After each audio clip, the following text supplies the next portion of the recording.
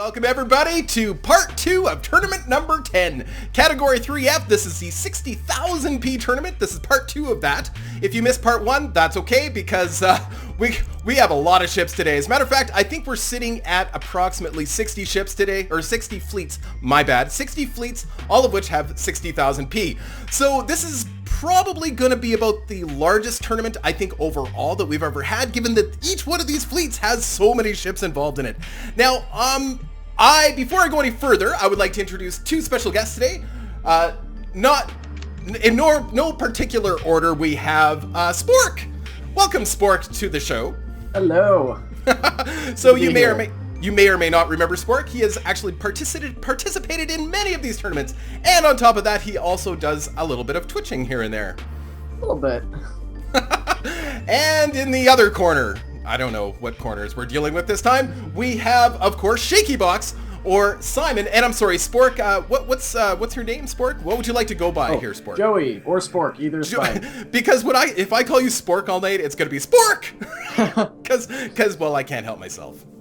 So Joey, I will try to remember Joey, but I can't guarantee it. And then of course we have, sorry to interrupt you there, Simon, but we also have Simon back from our last tournament. Hello. Well, hello. Something that can actually come up now. My middle name is Luke. Just so you could also call me Luke. Just in case. No. See, I'm confused already. Yeah. It's bad enough that we all have at least two names. Now, if you start adding more names than that, and names that actually cross-reference with other people, I'm hooped. Like, I'd be toast. Okay.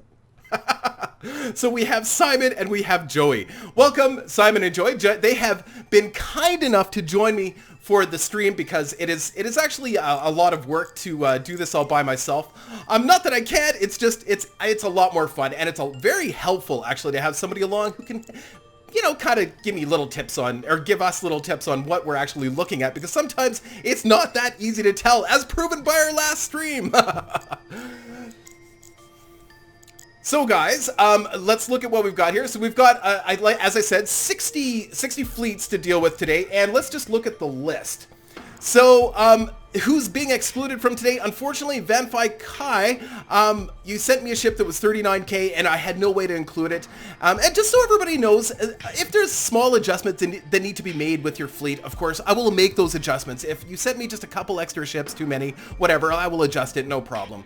But if something is sent to me that's just, I can't work with, unfortunately, there's just nothing I can do. And a lot of times what happens, especially now, actually today specifically, I've been running into a lot of crashes with everything. Even Skype crashed on me today. So unfortunately, also with Reassembly was crashing when I was putting guys into the tournament, and usually it saves it for me, but it wouldn't do it today and it was crashing. So what ends up happening is, especially today, I have to do it all right before the stream. So there's no time really to contact you back and say, oh, you sent me the wrong ship. So I apologize for that. Anyway, Van Fai Kwai, I don't know if that's a way to pronounce your name either. The ship size was incorrect, and also Enar, I can't pronounce your name. I'm sorry. I'm not even going to try because I'm just going to butcher it.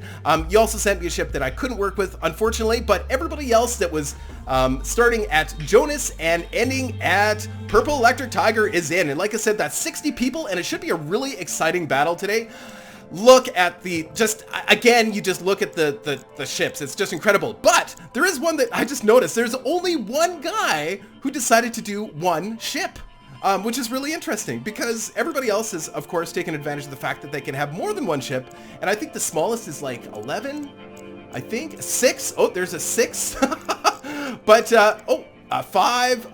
Even a 4. Okay, so, Rickabay chose to do one ship. So that should be really interesting. So all 59,999p of his points are in one ship. I just wanted to point that out.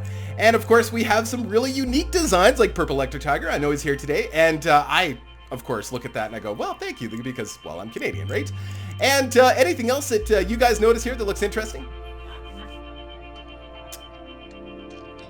Hello? Sorry. Yeah, sorry. Alright. Rob, unfortunately, I don't want to be the bringer of technical difficulties, but, it looks like... Do you have two monitors set up? I do. Okay, I think you're sharing the wrong one with us on Skype. Yes, I am. Oh, that's interesting. So I think if you stop that and then hit share screens again, it should ask you which you want to share. Yeah, there. Lets you pick one. There, how's that? Perfect. Oh, that's much better, thank you. Oh, well, I guess it'll be easier for you guys to commentate with me if you can actually see what I'm doing. That's a detail. You guys are so picky. God, picky. So, anyway, I think, Spork, you've had the opportunity to look through the entire list, and there was a few here that we both looked at and went, wow, like, you got owl feathers, just look at the design, like, and I'm really curious when we actually get a chance to take a closer look at this ship, if that's all interconnected, because if it is, that's a remarkable achievement. And then, some really, and then Master Ray. Oh yeah, just all of these. Anyway, you know what? Without further ado, we're gonna get going here. Now, Reassembly, in case you're not keeping up with Reassembly itself, Reassembly has changed since the last tournament, and just to show off, you know, what they've done here now, we can actually adjust a number of things for the tournaments themselves. Of course, we can adjust the arena size, whether or not it has the border on, which is amazing, whether or not we want asteroids in here. So these are all potential things for future tournaments, by the way. The asteroid sizes, whether or not there's planets. Planets. Yes, planets. Pretty amazing. And I don't know if they're like, is it just planets on or off? I don't know. I haven't played with it. Resources on or off. I don't know what that means. Does that mean like plants? And I don't know. Time limits. Well, that's the time limit of of course, the tournaments themselves, how many rounds there are, and whether or not it's bracket or open, and of course, the countdown. So anyway, just interesting. And of course, today we're just doing bracket. We're going to do exactly what we've set out to do for the November 8th tournament, which is, of course, exactly what it was. Now, I did give people, we're going to get this started, I did give people a chance to send, oh no. Oh. Oh dear. Oh very dear. Oh no. Okay. So, that's okay. I have prepared for this contingency. Now, this is what I was running into before, so I have a feeling it has something to do with the number of ships that we actually have in the tournament today. So we're going to do it up to Wone, and I actually have that pre-saved. Oh, wonderful. Yeah, because got to be prepared, right? Yeah. So, which means we're probably going to do another session of this at some point, or we might continue it on today, but I have a feeling it's going to be a pretty long tournament, so we'll probably just do up to Wone and then call it a day, and then we'll finish it off. Maybe I'll even finish it off tomorrow, I don't know. So, here we go. So, this should be ready to go with up to Wone. So, yeah, for some reason, maybe it's anything over 50 or something that causes problems. I don't know, but whatever. So, let's just take a look at the list, and I'll show you what we've got then for this. So up to Wone is, that's at the 100 mark. So we're looking at it's about 40 some competitors just to be safe. So I don't know.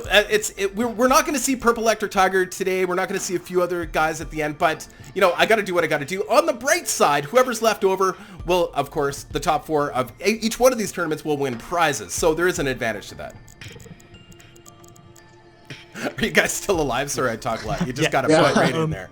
I just noticed something about my fleet, but I'm not here, so it's fine. You're not that's here? One of the reasons I was just, You're not here? I'm not here. Oh, here, you're not here. I'm not supposed to be. That's fine. Sorry That's about fine. that. That's Well, okay. we got to do what we got to do. First, I don't know what's causing the crash. I'm presuming it's just too many ships. So this, oh, shoot, I screwed up. Can't start it quite yet. Oh, are you kidding me? What? My guess is it's an individual ship that's got too many parts on it. I don't know why I think that, but I think that's the case. Could be. Well, let's try it up to Exciter here. Let's see what happens. Yeah, do you want to check out who was the one person that had the 60,000 P ship? Because that could be a problem. That could be. Yeah, Rickabay's, that was on the previous set, so it wouldn't be part of this set anyway. Oh, there we go. Okay, so this is up to Exciter. I'm just going to pause it here for 1 second. How do I pause it again? P. There we go. Sorry, just give me 1 sec here, guys. Just so I can keep track of what we're up to. So this will be up to Exciter. So, hey, this is still pretty good. So we're going to have, yeah, like... that's odd. Who's in between those two? So, yeah, we've got you and Carter. Carter, Tweedledee, a few. I'll have to go through them. But we're up to Exciter on this one. So I'll just put that there. All right. I apologize, guys, but we're good to go, at least for part of the tournament, and I'm going to have to go through those ships and double check them, because there must be something hanky with the ships themselves, or with the game and how it responds to the ships. So anyway, to start us off, we have Waste 47 versus Acer. Alrighty. Woohoo! We have a tournament! Yay! Hooray! What is that ship? Wow, look at that Faction 4. Look at that modular gun. Look at that. So he's got one big Faction 4 ship just blasting away, not hitting anything. That is incredible. That's a lot of firepower doing a whole lot of... Well, actually, no, it's destroying missiles. Oh, he had to turn. That was amazing. Oh, that was awesome. All right, so yeah, we've got Waste 47. He's done a substantial amount of damage, and it looks like Acer. What has he got here? Is that... Just looks to me like a lot of these... It looks kind of crystalline, doesn't it? Yeah, it might be. Yeah, I think that's crystalline. And of course, Waste 47 is in Faction 4. And now it looks like it's starting to resolve itself pretty quickly. And he's got all these little skirmishers with little Faction 4 guns on them. Fantastic. Fantastic. Oh, but look at that main gun. It's like the Death Star. It's like all of these are like little TIE fighters, and you got the Death Star in behind saying, you know, boo, blasting them away. I love it. Sorry, guys. Spork, Joy, I know this is your first stream with me. You just got to talk over me. So if you feel that I'm you know, not, if I'm saying too much and, you know, you want to get a you know, word in edgewise, you just got to bowl me right that's over. all right. I don't have anything to say at the moment. I'm not particularly talkative, though. Okay. Let's see, which probably isn't the best for shoutcasting, but, you know. Anyway, so, yeah, we've got Acer, who is, you know... The missiles in the Crystalline faction, and I think Faction 2 also have an advantage of almost acting as kind of like a shield. The problem with that is against the Faction 4 modular guns, they just blow through even the missiles. Like, yeah, they're just, you know, I think Acer against another opponent would have done very well because, like I said, those missiles would have just, you know, rocked somebody had they gotten close. But yeah, there's just no way. Waste 47 takes it. Good job. Looks like Daddy's gonna get a free ride up to the third round. Jocrates versus Lapaps now! Welcome! I'm not sure if Jocrates is watching. Unfortunately, Luke couldn't make it today to the stream. But Spork was kind enough to join us. Spork, see? I just want to say Spork! Oh! Okay. Well, my game's crashing. Your game? Yeah, my reassembly that I have open to look at all the ships here. Aha. Okay. I didn't start a tournament or anything. That is odd. Looks like Lapaps now is that those burst lasers, or what are those? Yeah, those are... Yeah, it looks like it. Yep. It's interesting. So he started with 42 ships. Wow, those first whatever 40 ships got blasted away pretty quickly. And Jocrates is, yeah, look at how many engines are on those ships. Like, look at that sucker. And of course, Faction 1 burst lasers as well. So what gave Jocrates the advantage there, I wonder? I'm not quite sure. Well, I think the burst lasers are definitely advantageous against lots of little ships, just because they're about the only thing accurate enough to actually hit them, for the most part. But I'm not quite sure. See, Lapaps now's got some antimatters in there. Yeah, I suppose the other part with the burst lasers is they only need to be in contact for a very short moment, whereas other lasers would need time to apply the damage. Right. Whereas burst lasers, you come in, it hits, it's done. It would only actually attack if it's able to kill, I suppose, effectively with a small ship.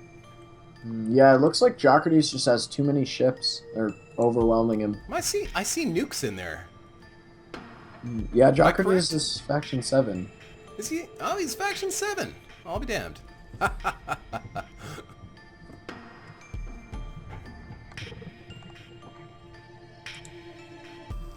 TX Vargan, yes, we've done tournaments with small ships. We've done one-on-ones.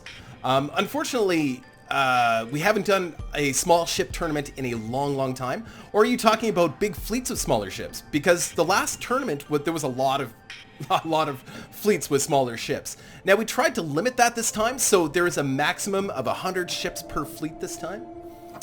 Just because we found that the meta would end up being basically ships with 4 engines, a gun, like a burst laser, and that's it. Like, literally, people didn't even, you didn't have to put armor on your ship, you didn't have to do anything, and you could just, pull off 400 of those, and you'd win the battle. So what would end up happening over a period of time is you'd have these big, massive fleets, and they'd all look identical, and that would be the meta, and nobody would do anything different. So, yeah. Yeah, and that's kind of just messing with the AI there in a way, because it doesn't know what to do when it's faced with ships smaller than a certain size, I guess. I don't know if it's points or like physical width and length, but they kind of get confused, and they aren't able to focus weapons on one specific ship at a time, therefore limiting lots of damage, as we saw. I think it was Adi Cookney, right, who built lots of tiny ships and won. Yeah, he did actually. Tournaments. Yeah, and he did very well. Did very, very well. So yeah, we have to limit that. Was it not the replicators? Sorry. No, go ahead. Oh, actually, wasn't it the replicators? Was that not this ship? I think that was the name of the ships, but they were just tiny little ships. I'm pretty sure. Yeah, I think so. They're here as well, right? Yeah. But the little ones, maybe he's got. Oh yeah. See, if you look really closely, you can see some of Adi Cookney's very simple ship designs in there too, as well. Try to fit in as many as possible still. So I remember a few people messaging me actually before we started, after I decided to prolong the next tournament, people saying, well, I'm going to send you a fleet that's going to slow down your computer terribly. And I think, this is the second Crystal fleet we've seen, and it definitely is slowing things down. I mean, every second is just taking a long time. Definitely.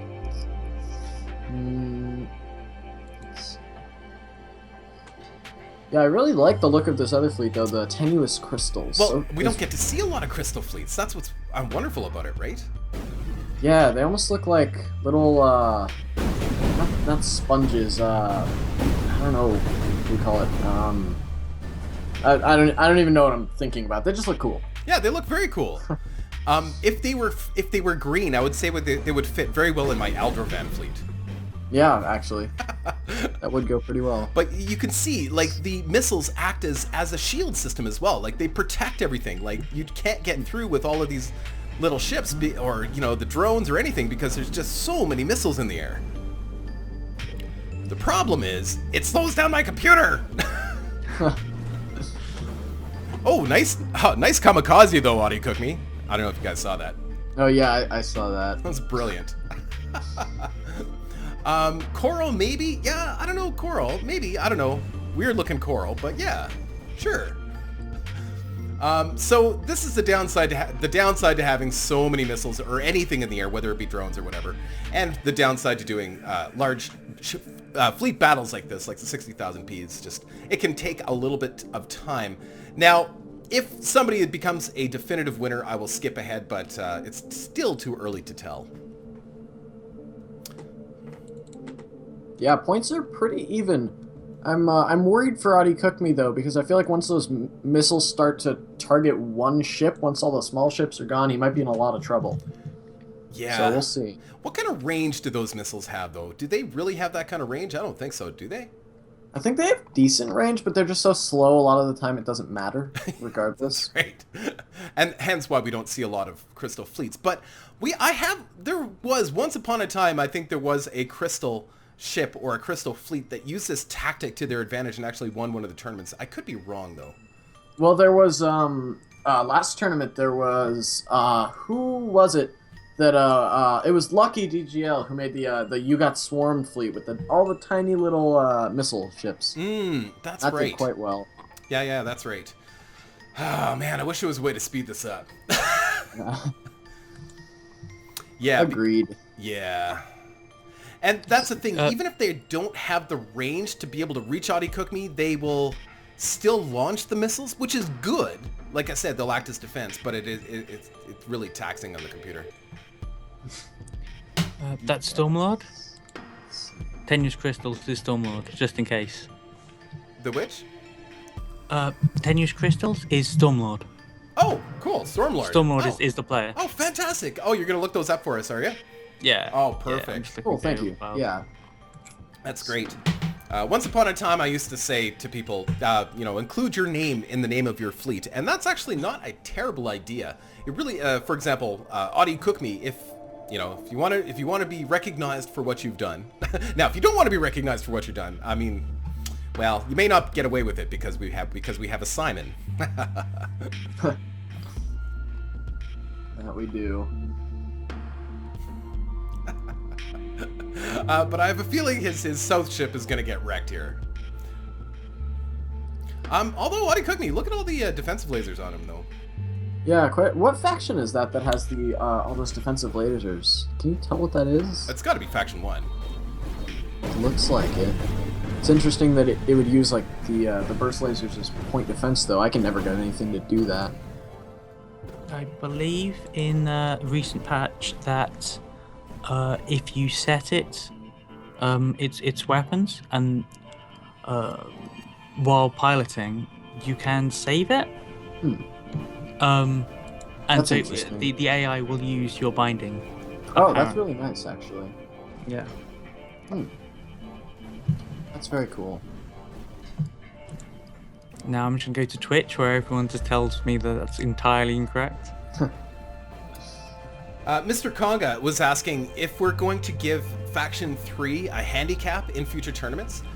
I'm not sure exactly how we're going to do that. I think the best way that I've found to sort of discover what will be the best tactic is to ask the community. I mean, everybody's got an idea, and I think combined, everybody comes up with the best solution to these problems. And because I want to see more Faction 3 in these tournaments, but I mean, aside from winning the Sui Generis, we're not going to see too many Faction 3 fleets in the top 4.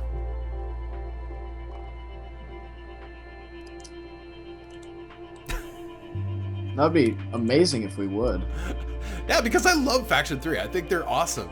Adding an extra 20,000. The problem with that is that we run into situations like this, and you get too many things going on, and then it slows down the tournaments. And it's a real problem actually when you're dealing with 40 or 50 fleets and you have to get through them in one day. That's true, and it may very well reach a point which we saw in the last tournament with somebody who had the melee troll ships that went outside the border, so that could be a problem as well. I don't think it was the last tournament. I think it was a couple tournaments ago, and I think that might have been resolved. I don't know. I haven't read the notes on this patch, so I have no idea. Okay. Because I think on the tournament that we had a couple weekends ago, part 1 of this one, we didn't see anybody outside of the borders. At least I don't remember seeing anybody outside of the borders. But in the tournament before that, for sure, we had that happen a couple times, actually. That was a problem. See, Audi Cook Me is just wasting those missiles. Like, I don't know. He's lost the head of that ship, but... Well, alright, so... sorry to interrupt you. It appears to be just the sheer number of ships that's causing that crash, because I just tested all these ships in between Exciter and Lone, and none of them are causing issues, so... Okay. Oh! I don't know. Okay, so I guess... So this must be a new limitation, or just something's happened with the coding that's made it, made the fleets bigger or whatever, so that it uses up more memory. And somebody was saying that you only get 4 gigs of RAM or something to work with this game or something. Something like that. Something about someone said there's a way to allocate more. Maybe I don't know how all that works, but yeah.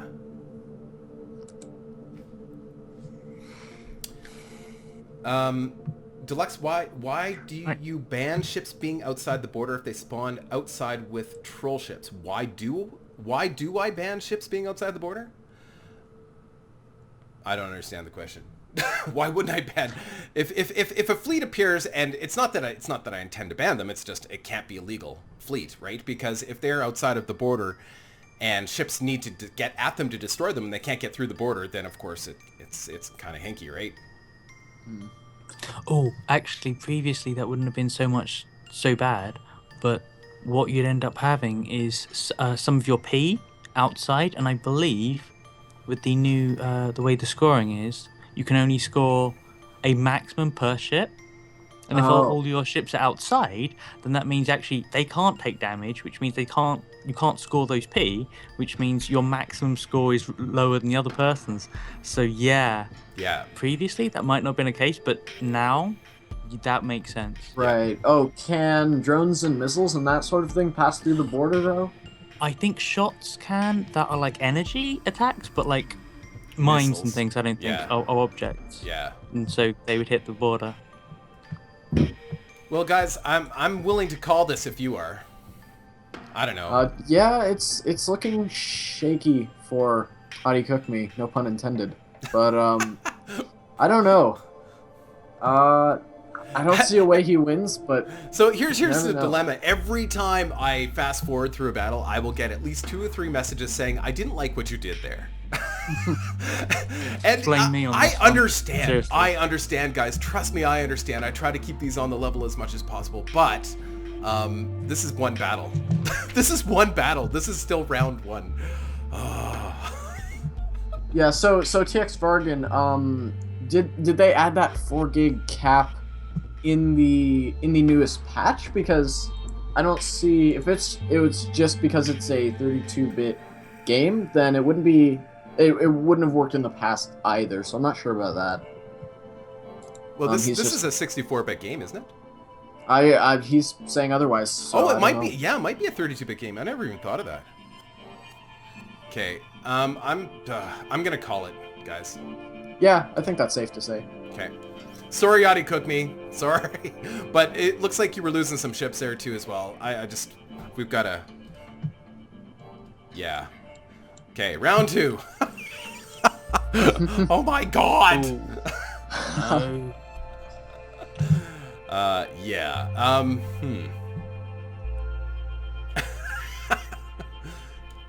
So yeah, this is always a fear, and it does make me question my decision to. Yeah, I don't know.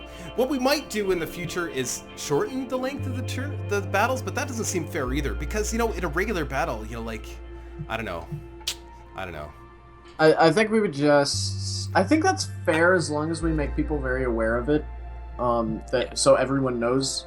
Because I don't know how much it affects shipbuilding, and if anyone would mind if we change the time. I'm not sure. What if it was 1 round? Rather than having the same fight multiple times, but part of it, we could actually increase the time, say 2 minutes, and just be the 1. The 1 because, round. Yeah, because the 2 minutes would be like the last bit. There'd be fewer ships. It'd go faster, but it'll be to the death more often. There is a random element in the ship placement at the beginning, though, and the AI that's used is actually, there's a random element there too as well. So every battle could be drastically different, and we've seen that before. Yes. Right. I feel like people might get a little angry over that. Yeah. Unfortunately. Okay. It's not a bad idea, and I think we need to figure out, solve this problem, or I could get a faster computer. Because I think that would certainly help, and I think primarily the biggest issue here is that I'm doing a lot on one machine. Alternatively, just a lower Have you P tried cap. recording? Have the recording saved to an external hard disk? I'm running all SSDs. I'm not worried about that. Oh, I see. Yeah, I wouldn't be. Yeah. I think it's just strictly processor speed. I mean, I've got a 780 Ti graphics card, so I'm not worried about that. I think it's strictly processing speed, like MathCo Pro. So I think I'm running the computer I'm running is a couple generations old, so it's a 3770, which is pretty good. But I think we're up to the 50 some series now, or 60 some. I don't even know. I can improve the processing speed. Memory and hard drive speed are okay though.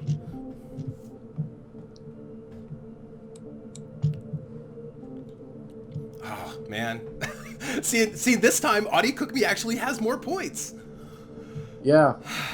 I don't know how long he can retain that, but We'll see. 20 seconds. Yeah. That's how far we're through this. And no amount of speeding it up makes... No, it will make no difference. Yeah. It might just make the camera move around more erratically, and I think that's about it. But you're controlling it manually. Well, I was, but... Yeah. Well, for those of you tuning in to the first Reassembly tournament, these fleet tournaments, I expect them to be fairly big and monstrous. And the last time we did this, it took about 4 hours. Not every battle will be like this. Just letting you know, not every battle will be like this. This comes from the choice of the, well, I mean, it's not the fault of the person that designed the ships, but the people that designed the ships with all missiles, of course, that really slows down the speed of the tournament.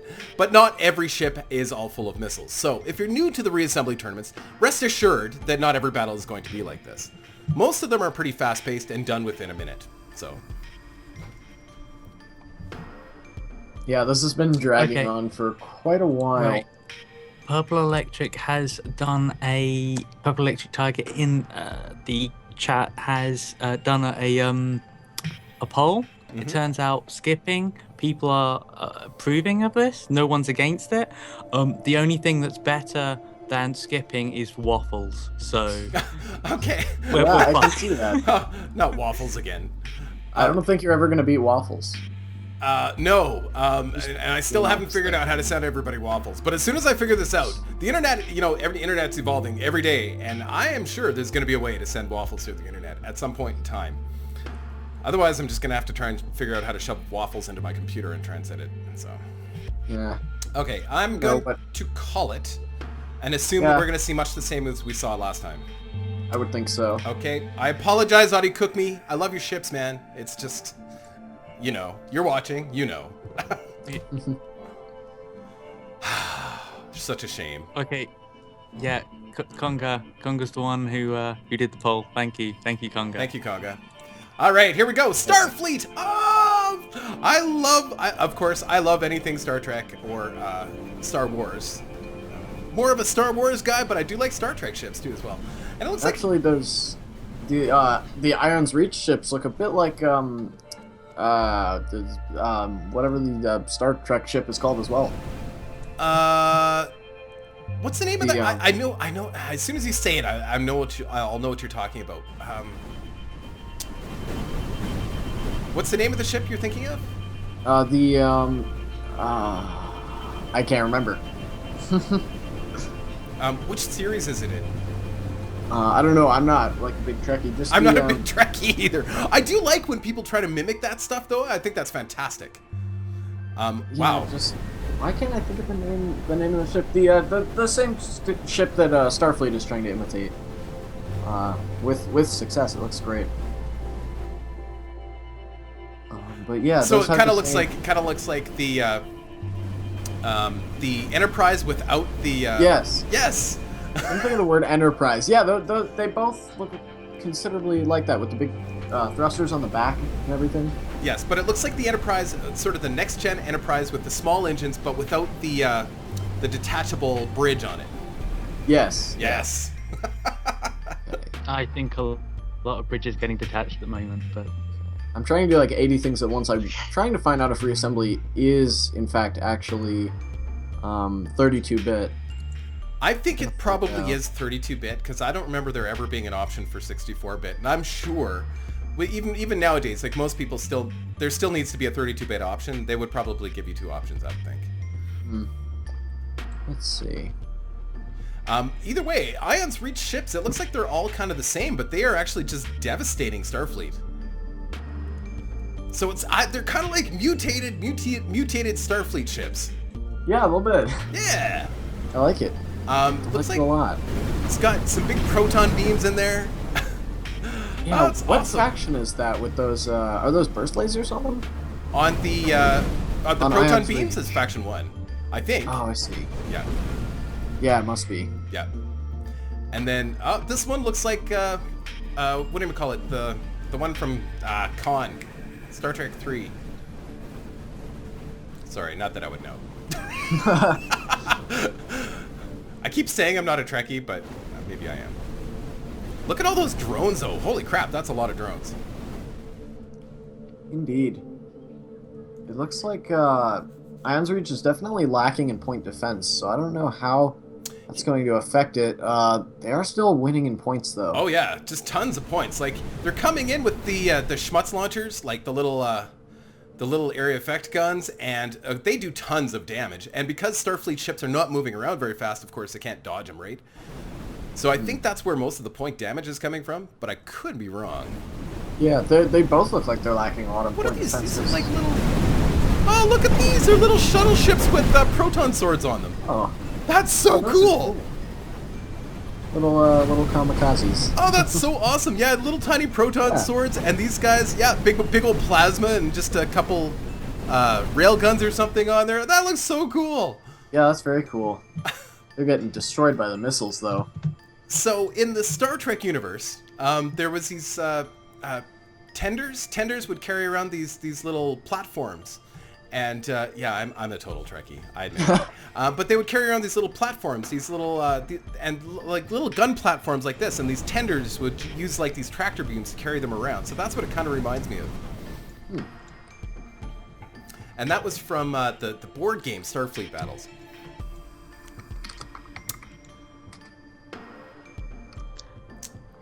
Spock, Spork. Somebody was saying, somebody's talking to you, Spork. Admiral Von Scheider said Spock or Spork. Ah, Spock. I see. He's comparing you to Spock. This Spork, although the Spock typo happens surprisingly often. With myself included, I type it as Spock quite often. I hate to say it, Joey, but I'm finding it hard to call you Joey. Yeah, no, that's all right. Many people do. I'm not too worried. Whereas Simon, for some reason, I've adapted well to Simon. I don't know why. Maybe it's because I don't see you as a ShakeyBox. I see you as more stable, like a Simon. Oh, possibly starts with the same letter? Maybe that's what it is. I don't know if there's a related, like Luke and Laps. Yeah, I think, you know what? It's pretty close this time. I think there's a chance if Starfleet can keep those drones just pounding away. I think the drones are... so he's got two of these big drone ships, Starfleet, and if they can keep those kind of semi-close together and actually attacking rather than just strictly defending, because, you know, on defense, the drones are okay on defense unless you're fighting ships that move fairly quickly. Yeah. See, as soon as they kind of turn their sights on those drone ships, they might be in trouble, and that's starting to happen now. Yeah, and it looks like Ion's Reach is definitely heavily armored, because those drones do appear to be hitting them pretty hard. Like, a lot of them are getting stuck on them, and they're getting bombarded, and they're just fine. They've got some shields in there, and of course, just regular armor. I think just Faction 1 armor, but you know, it's enough, right?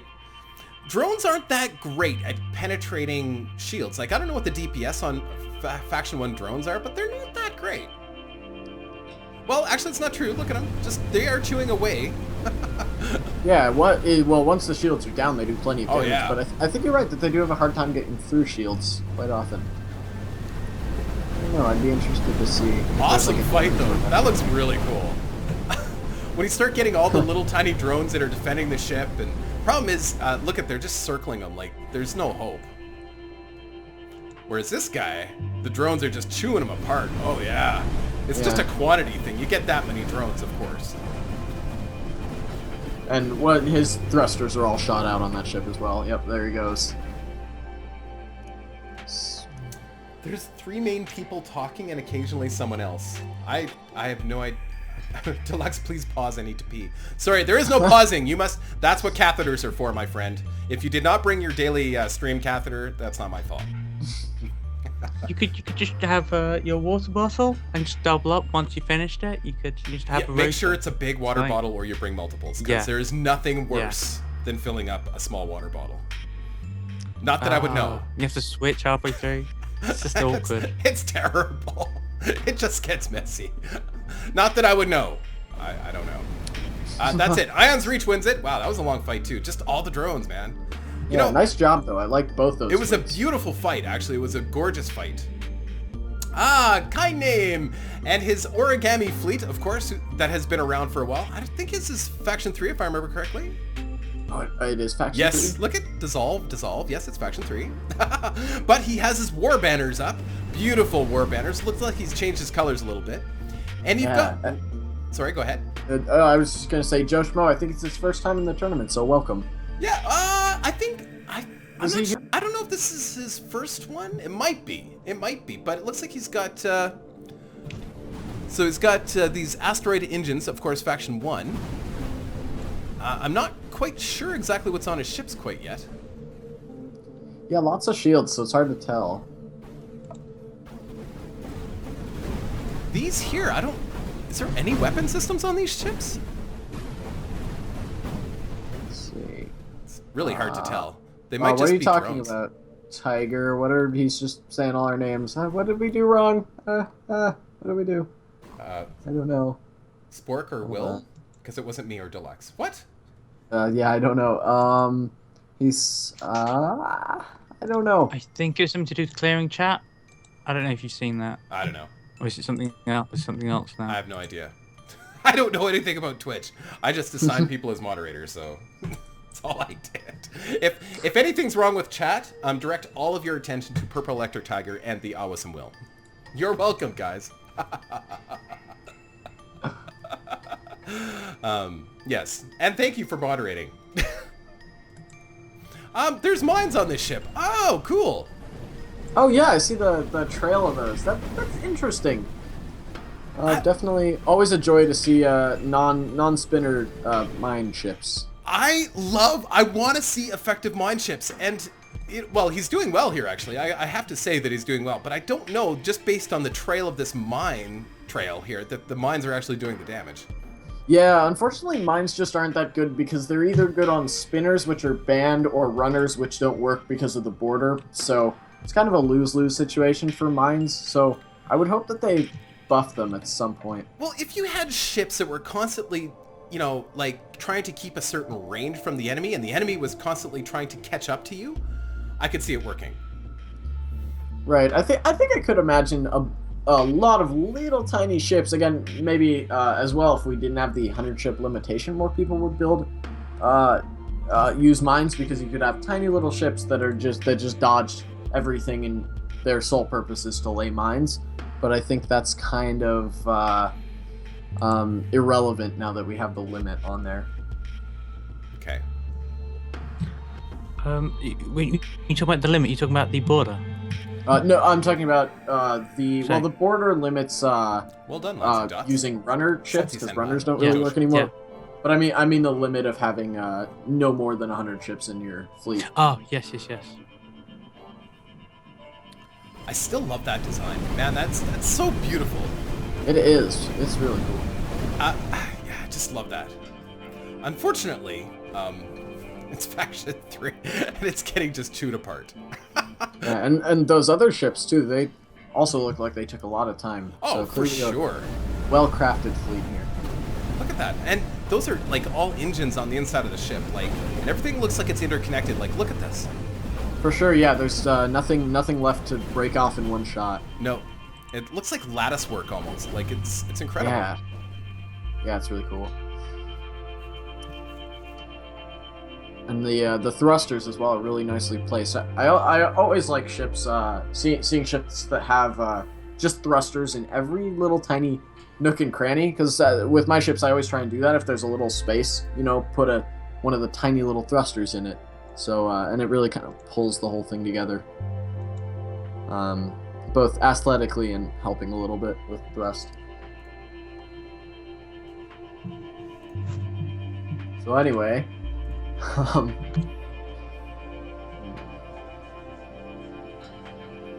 I'm one of those people who'll just end up stacking thrusters, putting thrusters where there's already armor. I'm sorry. Oh yeah, I mean I do plenty of that too. Sorry, you mean like layering? Sorry, I missed what you were saying. I was watching something. Oh no. I was talking about like generally you kind of build the outline of a ship, and then you get thrusters all in between the little nooks and crannies, like little tiny 3P thrusters, and it really helps make everything look interconnected. Gotcha. Oh man, all those lasers just ate him alive. Man, that's brutal. Oh, Kainame. You know what? You gotta hand it to somebody like Kainame, who's been entering these tournaments for a long time, and he's been entering in Faction 3 every time. Yeah, I want to give him a pat on the back and say, you do a good job. And you're very tolerant. To watch your ships just constantly, it's just brutal. But they are very pretty ships. And just to remind everybody, we are going to be doing the Sui Generis again this time, as per always. And if you see a fleet that you think looks absolutely fantastic, and you want to be sure that that person gets recognized for their efforts, and Kainame, he has won before, but he can certainly win again. Go ahead and let us know in the comments below. Now, I don't know if Rickabay is still willing to do it, but he often makes a little section for everybody to vote. So if he does that, just feel free to put a thumbs up for whoever you think has the best design. Best in that something that's unique and interesting and fun that you really enjoyed. It doesn't necessarily have to be the most effective in combat, is basically what I'm saying. Definitely, yeah. If you don't, whether you feel or not that you can make a ship that can compete against ships that are just going to rip you apart, you may just, release your artistic side. I guess we could say. So, and for every single session of the tournament that we have, we of course give a prize away to at least one person for the Sui Generis, and sometimes it's more than one. Depends, some people, sometimes we get 2 really awesome designs, or even 3, and I've given away 3 before in one section of a tournament. So yeah. Oh, Mr. Who do we Ben have and Philosopher. Ooh, look at that. What is that? Are those Faction 7 by Mr. Ben? I don't see... No, I don't think so. I don't know what those are. Well, those are asteroid engines, are they not? I can't see that well. Let me look. Oh, yeah, definitely. Asteroid engines, so that is Faction 1. And those are all rockets? Yeah, look at that. Lots of rockets or dumbfire missiles. Either way, that's really cool when they all fire at once. That looks great. That. Look at that. Oh, it's like, that looks amazing. I don't know if it's going to win, but it looks amazing. Look at how those ships are staying together. You know what? There's a trend here. Anytime I see ships that use rockets consistently, they stick together like that. Look at that. That is amazing. Yeah, they remind me of the who built that one ship that looked like a guitar with all the dumbfire missiles. So that was the first time I ever saw that really work as a strategy. Well, Hallerser did that once, and yeah, Hallerser too, but this was even before that. It was I can't remember the guitar. I don't remember who the guitar design was, and of course they're gonna yell at me. But also Amazing does that too as well with some of his ships. Yeah. But I know who you're talking about. I just can't remember. He did a guitar design last time too as well. But yeah, if they can stick together like that, they can easily just plow through all the ships. The problem is they're already separating. And Mr. Ben, it looks like he's got some big schmutz launchers on there. Look at him. Oh, yeah. Oh, wow. Nice kill. Oh, I guess he didn't kill him. Oh, yeah, I saw that. Oh, wow. There we go. Wow, beautiful. The problem is Philosopher's ships don't seem that durable, so he takes a couple hits from the from those schmutz launchers, and they're in trouble.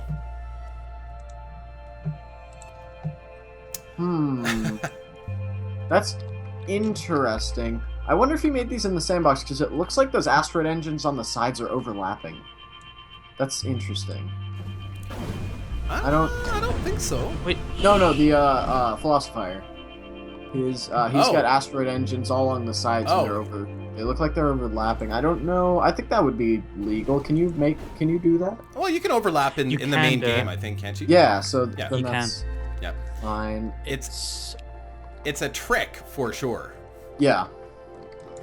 But it's something that I can't prevent. I mean, in the tournaments, there's nothing I can do to prevent that, right? Yeah, and Philosopher as well. I really like the tiny little ships. He just has 2 missiles and a laser on those. Those are really cool. Like these guys. Yeah. That's awesome. Oh, he's got a mine layer on there too, you know? Oh, he does? Oh, yeah. There's a little mine layer. Oh, and then he has a couple also that are just like little missile carriers with like big. Those are cool. He has containers on there just to get all 6 sides to put missiles on. That's awesome. I like that. So yeah, I spent a lot of time on these ships, obviously, especially with the overlapping and everything. Like, that takes time. Yeah, good job. Mr. Ben, I don't know. Simon, do you know who Mr. Ben is? Can you look that up? I think it actually might be Mr. Ben. I think that is. Yeah, it's just Mr. Ben. Yeah, so I think this is Mr. Ben's first tournament. Yeah. I think we've seen welcome. Philosopher before. Maybe. I'm not sure. These might both be new contenders. Could be. Philosopher, not Philosopher. Yeah. I want to check out Mr. Ben's fleet. I cannot find it. It should be under Mr. Ben. Yeah. Oh, okay, here it is. Yeah, let me take a look. Somebody was saying overlapping takes about 5 seconds. Well, you know, whatever. Obviously, he still spent some time with the ships, right? I mean, he has not just one style of ship. He has multiple styles of ship. Some of them are pretty small. Some of them are medium. He's got at least, what, 4 or 5 different types of ships there. So it takes time to build a fleet like that. Oh, wow. His little ships, not only are they asymmetrical, but they have 2 big antimatters on them. I don't know if there are any left. Antimatters? Yeah, on Mr. Ben's little ships, he's got 2 antimatters in there. Oh, like the small, fast-firing guns, you mean? Yeah, yeah. No, okay. no, the big, monstrous What? antimatters. Yeah. I don't think there are any left. But are we on? Oh, we are on round 2, so I don't think yeah, this is round 2. Get to see him. Yeah, he's got antimatters on there as well. That's really cool. Yeah, nice design. I like it. Yes, Purple Electric Tiger, I gave you a timeout. Just so you know. That was all me, his by the ships way. are all Mr. Ben's ships are asymmetrical. That's cool. Just slightly though. I like it.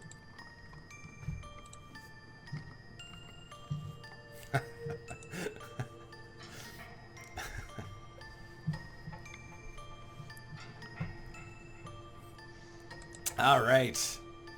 Good job, Philosopher. That was actually really fun. I really enjoyed that. That was awesome. All right, so Yeah, now we good. have the Cursed Ones versus... Oh, this is... Oh, wow. Oh, Faction 3. Oh, my God. Oh, Look at yeah. that. Oh, no. This is who was that? Oh, this is Jonas 193. Yeah. Oh, man. I love the ships. Like, I love that. I think that looks so cool. Look at all those guns. You can't even see them all. They're just sort of blended in. Looks amazing, yeah. but... Oh yeah, those are all little Tempests. He built around those really nicely. That's an awesome design. Beautiful. I like that. And then Alex Legs as well. He's got lots of little Faction 4 guns on those more boxy ships besides just the main ones. Really interesting. These guys.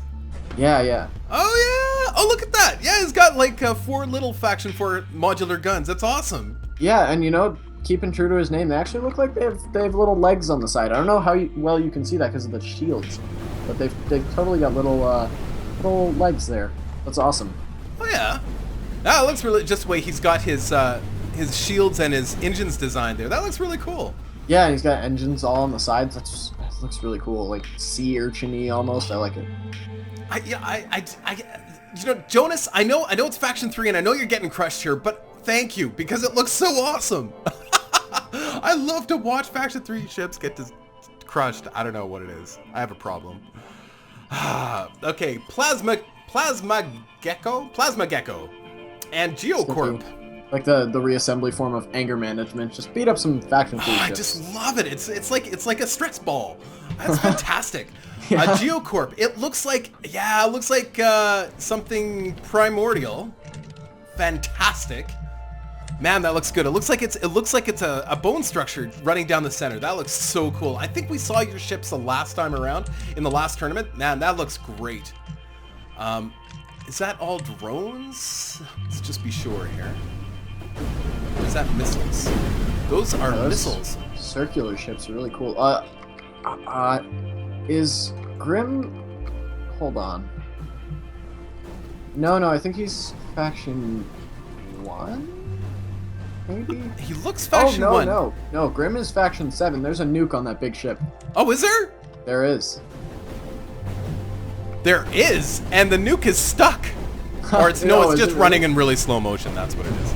Yeah, I'm trying to see if he has nukes anywhere else. These are really... He almost looks like... that's odd. That's awesome. He's got a factory on one of these, so I'm not sure. That's really interesting. Well, it's probably just one of his fleets that he plays all the time, but it looks really cool. Oh yeah, this is awesome. Oh, he's got a couple other ships with smaller ships with nukes as well. One of Plasmago's ships got close enough here to launch all of its lasers here. I'm not sure what kind of. Oh, it looks like he's got a factory on there too as well. See those? Are those? What kind of lasers are those? Proton beams? No, those are burst lasers of some sort. Yeah. It can't be. Okay, is it just me, or does Plasmago look like it's made of like something between popcorn and marshmallows? It does. No. Oh, that's yeah, Plasma's Faction 4. Plasmic? Nice. What? Yeah, Plasma Gecko's Faction 4. He's got the little, the little, I don't know what you call them, the little P generators on there in the faction. Yeah, Faction the little 4. solar generators. Yeah. That's cool. So he's focusing on the lasers, which is actually brilliant because the lasers are actually really good. And yeah, those are the I don't know what you would call them, but the non-defense lasers. Yeah. He's got the cute, tiny little ships too that are just made of 2 lasers and a command module. Aren't they station lasers or something like that? Maybe not. Something like I think there are 2 sizes. Maybe the bigger one is station. I don't know. Maybe though. It's really interesting. I'm always pleased to see something different. And if you're gonna come to do a Faction 4 fleet and not have modular guns, that's pretty awesome. Yeah. I really like it. It's like who last week had the that was just using the Faction 4 lasers with a bunch of little ships. Can't remember. Yeah, I don't remember who it was either, but I love that. I think that's great. I mean, you're trying new things, and even though the meta may be one thing, the only way we're going to find a new meta in the game is from people trying something different, right? Yeah, and on the other hand, on Grimm's side, I love that huge ship. Let me just say, looks like it's got a spine going down the middle. All the little things on the side. I just love it. I would definitely vote for Grimm for one of the more beautiful fleets that we've seen today because I just love the look. I love it. It looks like it looks like a primordial creature being put through an X-ray. Yeah, actually, that's pretty accurate. I really like it. But you're right, Simon. It does kind of look like a cross between marshmallow and popcorn, doesn't it? It does. And of course, dyed pink. Dyed pink. Very, very bright pink. Well, it's like in malls and stuff. You get those little booths of they're selling popcorn. They dye it all pink and stuff. You know what I'm talking about? Kind of like Cracker Jacks. Why didn't it win though? I mean, like it's pink. This doesn't make any sense. It's pink. It's not salmon. So close. Got you there. Salmon, marshmallows, and popcorn. I am hungry, but it's way too late. Chat Bahamut says F4 and no cannons. It's blasphemy. But you know what? They have some pretty good weapons. I mean, the lasers. I really like the lasers. It's just it depends on what you're being faced with, right? Yeah. And are they? Let's see. Is Plasma using missiles? I can't tell if these are. They are. No, they're missiles. Cause I don't even remember. No, those look like drones to me. Yeah, those are drones. Okay, they don't look like drones. I don't know. Those don't look like. Oh, maybe they are. I think they're drones. Yeah. Because Faction 4 doesn't have missiles, does it? I don't think it does. No, I think you're right. Those are the drones. They just look different. They look different from other drones. That's all. Yeah. There they are. Yeah, they're shooting. Sorry, it's getting a little slow here. Look at the firepower coming in and all those lasers trying to take out all those missiles.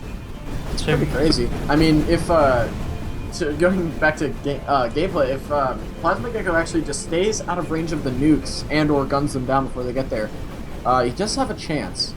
Although he's not doing very well in points either, but he has taken out a lot of those lasers are just the right range to be able to take out a nuke before it actually makes contact, but it has to start hitting that nuke immediately. Yeah, and the drones can help out with that too, and I know that nukes will target drones as well. Big clouds of drones, they'll just explode in the center. Here comes. So. Plasma Go is... is Faction 1? No, Plasma Gecko's Faction it can't 4. be Faction 4. We established that. It? Yeah, because he's got the solar arrays on there. The solar panel things. Then it's got mine layer as well. It's an upgrade. So. Where do you see that? Oh, something else has happened here. Do you have the wrong fleet, or what do you? Right, I think you might have. No, I'm looking at the fleet. I'm actually opened it up in the game. Right. Yeah.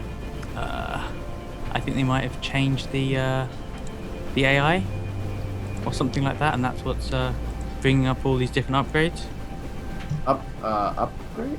Oh, I see. Did you I've import actually the opened it in fleet the fleet. into the? Maybe they just messed with the CBARS file, but no, that's local, Yeah. so I don't know. Yeah.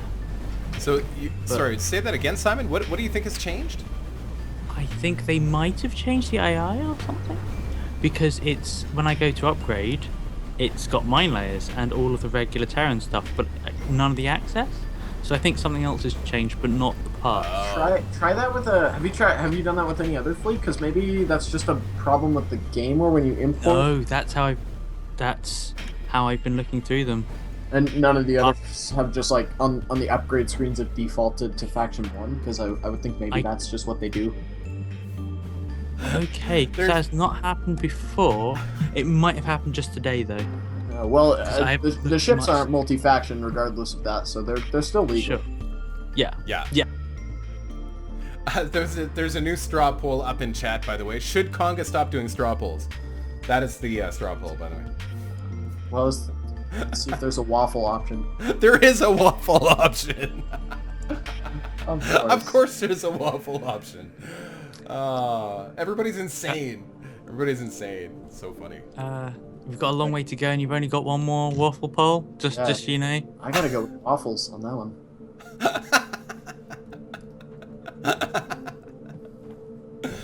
Super funny. Where did this? I think this waffle thing came from Purple Electric Tiger, did it not? I don't remember. I don't even know if I was around. When did it start? It's a whole bunch of crazy. Wow. So points-wise, now I wonder, did he change? I wonder, did Arthur Danskin change how points are allocated when it comes to nukes? Because it seems like the nukes are applying way more points damage. I think it's actually the opposite. Because I was doing a lot. My fleet has nukes in it as like a primary weapon, a lot of them, and so I was running a lot of tests with that. And it appears that everything else is just doing less damage. Okay. So therefore, I think it almost looked like they did 10,000 points of damage with one nuke there. So I don't know. I don't know actually. I think it might just be proportional that everything else does a bit less damage with Faction 7, but I could be wrong there. I don't know. Well, anyway, so good job, Grim. Good job. Oh, now we've got Exciter. So this is the first time we've seen Exciter in the tournament, and you are facing Sudlu, both returning competitors. I'm very interested to see this Exciter fleet. This is different than anything we've ever seen from Exciter. Look at the engines. Indeed. Very, very interesting. What are? I'm gonna take a look at those. I have no idea what they are. That's insane. Well, yeah, you can't see it. It looks like they're asteroid engines. Maybe? I couldn't say. What the heck is that? I'm gonna check it out right now. If I could import the right thing. There we go. That's insane. Where does he come up with this stuff? Like, let me take a look. It's hard. It looks like they're asteroid engines, or it's. Oh, I don't know what. That's not Faction 1, I don't think. Hold on. That looks like Faction 4 lasers. That looks like Faction 4, but maybe the engines are. It's got big plasma guns, so it's not Faction 4. Oh. I don't know what faction this is. Because, yeah, it's got what looks like the Faction 4 defense lasers and then big guns. So I don't know. I really don't know.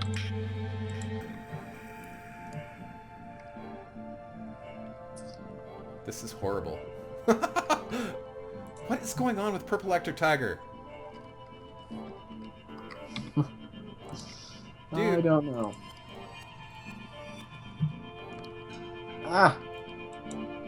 This game does not run well on my second monitor. Doesn't like to work. Okay, here we go. Okay, use your words, Conga. Well, first of all... Unobtainium struts. Exciter's got the engines. I think it's Farmer. Yeah, I don't know. I've never played Farmer, so I actually don't know. So these are the farmer engines that are in the Yeah, in I the think sandbox. so. Yeah, because it's got aluminium struts in it. Oh, I So- see that. Yeah. Yeah, the farmers have those big. Oh, there are Schmutz launchers on there too, though. Yeah, I see. faction 2, right? Yeah, they're cute little Bolsheviks on there. Yeah. That's very. I like it, Exciter. It's creative. But those engines, those are not legal engines for faction 2, are they not? No. Those they're are not? sandbox engines. Oh, Mhm. they're sandbox Well. only? Yeah. Oh. Or at least So- it's one of those engines that have been talked about many times. Yeah, and these the are decision here specifically- sandbox only engines, which is not technically legal for the tournament. Ah. So, Oh. I'm gonna make a note here. We're gonna have Sudlu in the next tournament. So. Alrighty. Yeah. You might be able to space it through. Actually, oh no. Yeah, I'm gonna was space gonna it say- through. Yeah, I wonder if Exciter knew or not. 'Cause I feel He like- may not know that that's a thing. So because a lot of people just build in sandbox, and they may not know that that's not actually something you could only use in the sandbox. Yeah. So unfortunately, Yeah, I think he's above cheating. So I don't think he doesn't need to cheat. He normally does very well that's with legal very parts. true. So Yeah. So I'm just gonna skip ahead. Sorry, Exciter. Sorry, Sudlu. Sudlu, you're in on the next tournament. yeah, might be a problem. We'll see how many people Exciter beats though. Yeah. Well, anybody who beats, of course, we'll put him through for the next tournament. Yeah. All right. Let's see. Oh, we have Jocrates again, and then Jocrates. Deep Blue. And Waste 47 once again. And Waste 47 with his big Death Star ship in the back there. I love that. Looks like it's flashing. Or is that just engines? Or what is that? Oh yeah, it was just engines. Bizarre. Oh, it does look like it's flashing. It did for a second there. It's not now, but Yeah, no, I see it on stream. Yeah. That could be just a visual bug. I'm not really sure actually. yeah. Looked really cool. It it looked kind of like the big lasers warming up, right? Wow, look at the laser. The big guy with the big laser is taking out a number of the guys. I don't think he's gonna win this. Well, maybe actually he's got more points. But well, let's see. Jockeys, Regarding amazing ships, or not, sorry, Exciter ships, Owl Feathers says they technically are playable since you can grab them off allied ships that in the campaign mode. Using the command mode, you can copy the design over and then you can copy paste them. So, I don't know. yeah, they that's still- that's not really what I intended when I meant to say that playable in the campaign, because there's a lot of things Right. you can steal from other ships, right? That's true. So yeah, I don't know what we want to call that. It's your decision. I'd be willing to let Exciter redesign, because he may not know, and that's fine. And same with you, Conga. Redesign and send me another fleet, because I know you had an issue with the last one too. And anybody else that faced Conga, of course, I'm going to go through that, and I'm going to make sure that you have another chance to fight in the next tournament, so don't worry. But yeah, technically what I intend by... see, there's so many little things with this that, it can be a little confusing. What I intend is what you are laid out with and is available to you during a campaign without stealing anything from anybody is what you're allowed to have in the tournament. So by that you mean the palette, the actual upgrade. The actual palette that you're pallets. given at the beginning of an actual campaign Yeah. game. And that includes whatever you can upgrade, that's fine. Mm-hmm. But you can't, stuff that you can steal or, just use only in the sandbox, that doesn't count. You can't use that stuff. Otherwise, it's a little unfair. There's a reason why those things were added into that palette, because it makes the game a little off balance. So I'd like to point. It's not looking good for him, but I'd like to point out Jocrates is using melee armor, like a lot of it. Really? Almost all of his ships are covered in melee armor. That's really cool.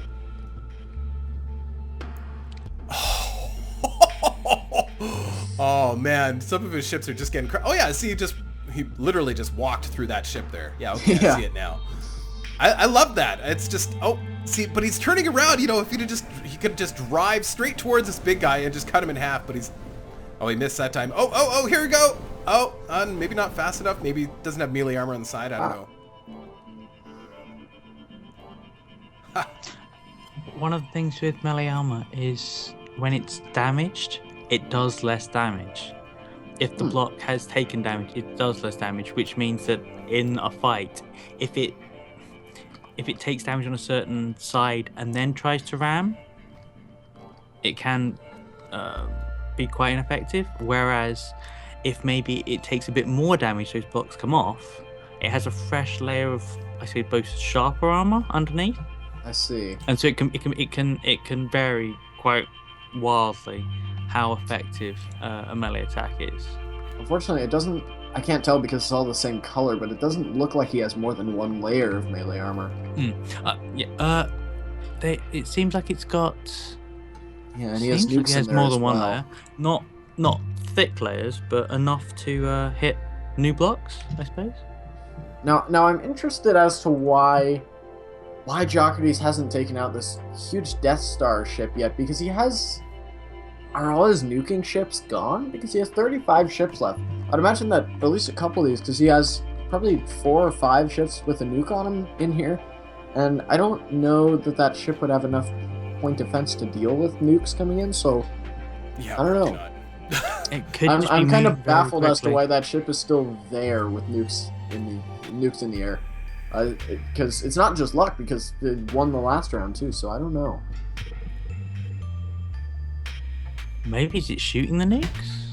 I have no idea where they are. All right, hold on. I'm gonna start up my laptop here so I can have 3 screens. You got one for the actual game itself. You got one for my screen share, and then another one so that you could watch the stream. Yep. Ah, awesome. Yeah, I want to watch chat as well. Why not? So we've got between us like 7 screens or something. Probably. Sounds like you guys are getting my stream okay today. Yeah. Well, that's good. All right, so on to Ripley. This is the first troll ship we've seen so far today.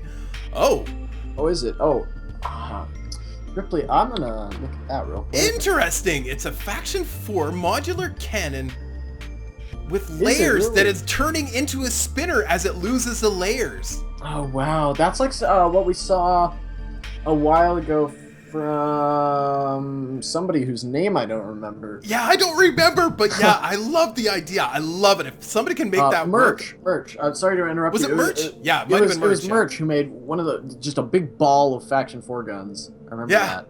Did quite well. Okay, so almost all of that outer shell is gone. I wonder if it will turn into a spinner, because I bet you that's what it... Oh, cool. He's got the array of guns facing in every possible direction. That's so cool. And of course, we've got Centipede Destroyer, Starfitz version 1, which is doing quite well, actually, at range. Actually, he's done quite well. He's got 19,000 points versus Ripley's 11,000. So, I mean, hey, that's good. Although, his long-range guns are just kind of lying around all over the place, because it looks like they got knocked off pretty quickly. That's pretty funny. Oh, yeah, I actually, those Centipede Destroyer ships, I think he, entered just one of those into the 8000p category as well, and I got a chance to test those. I think he linked to a download on the last stream, and those are quite menacing. Yeah, well, look yeah, you can see for yourself.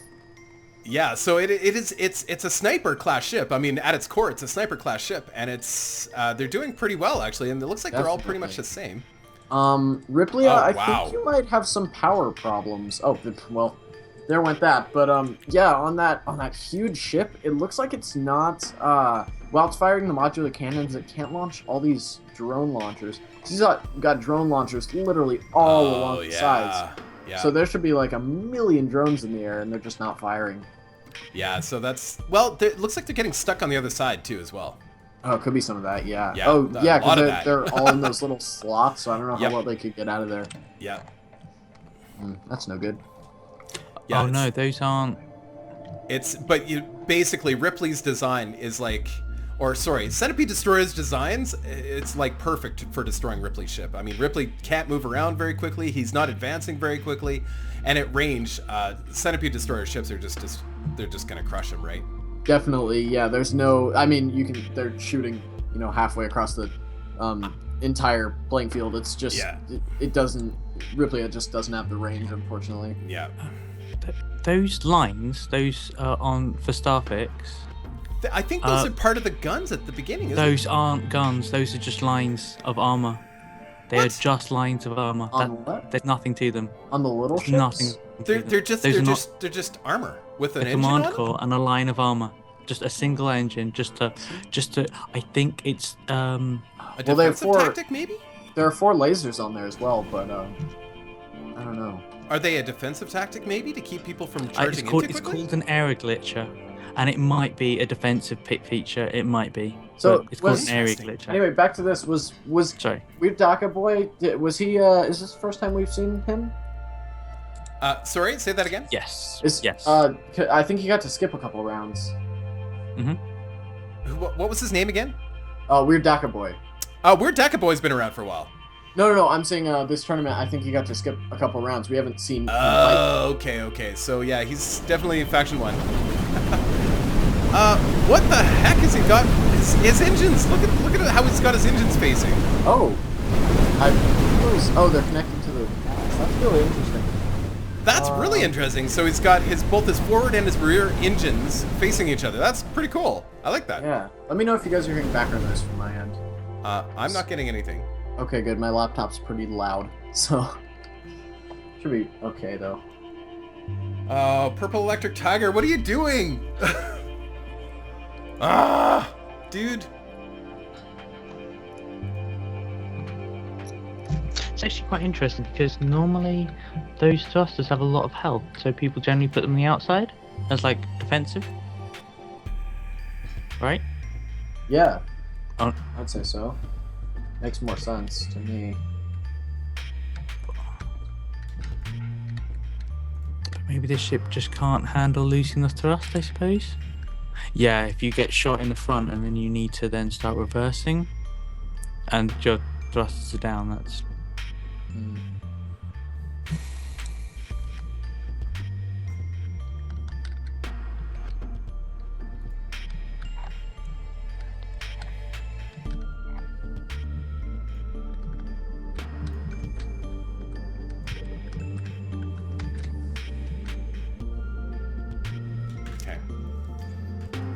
Sorry, guys. Getting distracted by the weirdness of chat. You know what? I should just close chat because it's bothering me. Yeah, we've got it up. We'll keep you informed. Chat always bothers me, so I'm just gonna stay out of it. It's just the way it is. Okay, so yeah, Iron's Reach. Oh yeah, these guys. Yeah, the little Starfleet guys. Sorry, guys, I was out of touch there. So, yeah, 41,000 points. Holy crap. Yeah, I don't know. I want to look at those because I just don't understand where their damage is coming from. Why they're what? Sorry? Where their damage is coming from. They've got a Schmutz launcher on them. They've got proton swords, burst lasers. Who's that by though? I don't know if I could find it. I don't know. Do a search. Do start and then search. Look for Ion's Reach. Yeah. Oh. Looking through Weird Daka Boy's fleet, I do very much like the square design. They've got a number of ships that are different, yet this guy similar here? and with all the burst lasers. Look at that. And is that mine layers? No. What is that on the side there? No, that's something else. I don't know what those are containers. Yeah, that's interesting. Yeah. There's another. I can't tell exactly what it would look like where you could find it, but it's just the way the thrusters are in the corner. It's got like Lord of Plasma, Lord of Rail. Oh, they seem to be different weapons for different types. I don't know how they'll behave or which one you'll find, but yes, lots of lords. This is a fleet full of nobility.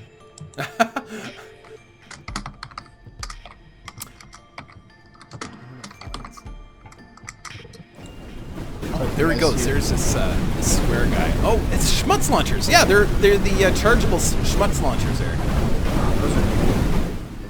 They're devastating. Honestly, if you can get somebody cornered with those are just brutal. They do so much damage. But is Skipper LB entered? He should be. Okay, because I think he. He might have been later down on the list. I don't know. Yeah, we had to split up the tournament into a couple different sections, which this is the first of, because too many ships in one tournament was crashing the game, so you are most likely not entered into this one, and we'll update you on when that tournament will be. Yeah. It was crashing. It was just anything more than like, what was it, like 45 ships or something, or 45 fleets, and it was just too much. Yeah.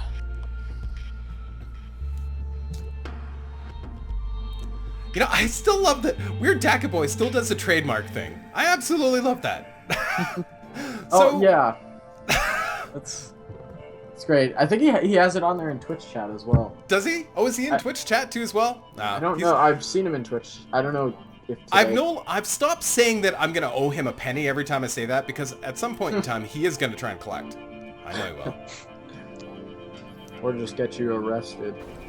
Or get me arrested. This man hasn't paid me the $1.63 he owes me for using my name.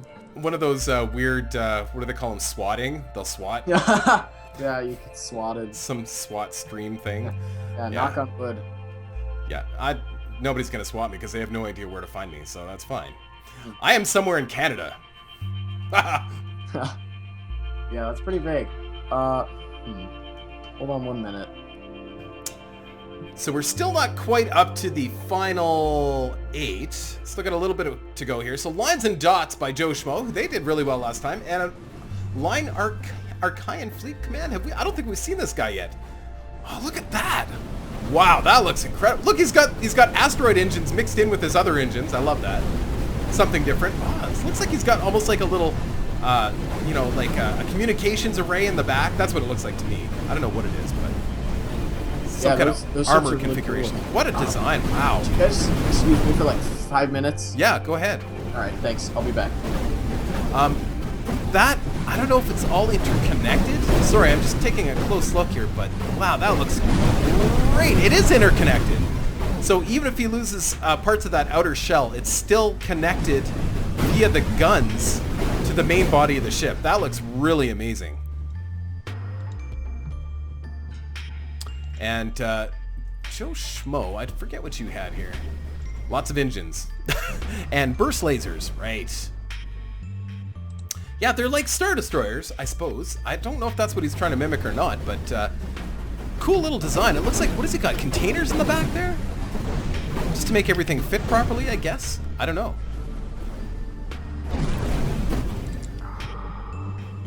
Very fast ship, considering. I mean, it's got the asteroid engines to move the weight, I guess.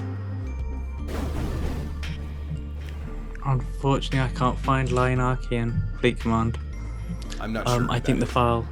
Yeah, I wouldn't be able to find them by name, and I think they've renamed the file, so there was a few that renamed their fleets, so... Yeah. So I can't find Looks really cool, though. I'd love to take a closer look at that ship. I don't know if those are containers or... It looks like containers, but he's got Schmutz launchers, I think, in there too as well.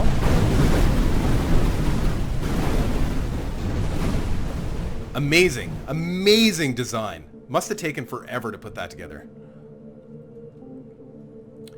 And Lines and Dots, we've seen that similar design style before, and I think it's a really effective way to build a ship is, you know, having even engines across all four sides of your ship. So that you're able to move even like at any pace in any direction. It's a great idea. One of the things that the Lords were doing, this is Weird Daka Boy, if you have a square design, as you're saying, with even engines, but you have it more like a diamond, how can I put this? You have your command facing forward is with the diagonals facing outwards. Okay. You can get more thrust forwards, backwards, left and right. While overall you have the same thrust, you can generally move in the more important directions more easily. So not have a reversing engine is what you're saying? No, not that. I'm saying if you have, say, forwards and backwards facing sides, you can only get thrust from those back engines. A quarter of your engines will push you forward. Right. Whereas if you have it diagonally, you've got 2 of your sides pushing you forward. So rather than having 4 sides, having 8 sides. No. You'd only have the 4 sides. You'd only have the 4 sides, but only the diagonal. Does that make sense? So you wouldn't have a front side. You'd have a front left and a front right. Okay. and a back left and a back right. So those would be your 4 sides. You'd get slightly more thrust out of it, like about So extra just 40%. have your command module facing kind of against the corner. Yeah, just facing towards the corner. Yeah, and you'd get. Interesting. That's one of the things that's nice about a lot of the cores. Not all of them. They have the octagonal front. Okay. Which means you can just turn it slightly, Right. making that quite easy, and that's especially for those squares really useful. I found. Interesting. It just means you get more thrust out of it. Interesting. So yeah. Yeah, that's good to know. I mean, hey, you would know. I mean. Alrighty, I'm back. Hello, welcome.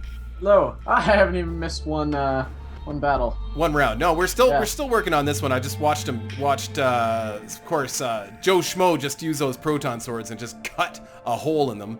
And of course, we've got all those mines across the center. I'm not too sure that they were all that effective. We shall see. Yeah, look at those proton swords. You can get in for very long, but still, like, cut the back end of that ship off. The problem with proton swords in a battle like this is the range. They just don't have the range to be able to effectively...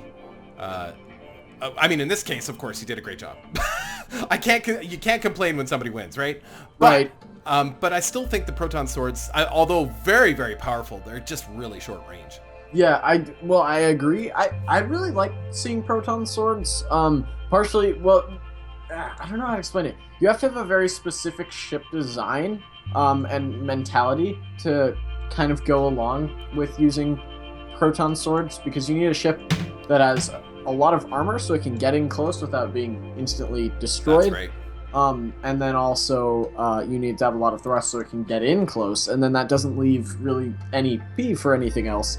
Yeah. Because proton swords are a lot of P, therefore you have to really commit to having the whole ship being for that and design it that way. And I think Joshmo's done a really nice job of that. I think he has too. I think he's got a nice balance of ships. Like, he's got enough stuff going on here to be able to deal some other types of damage too as well. But so here's an example of getting in close with those proton swords. What can happen? Yikes.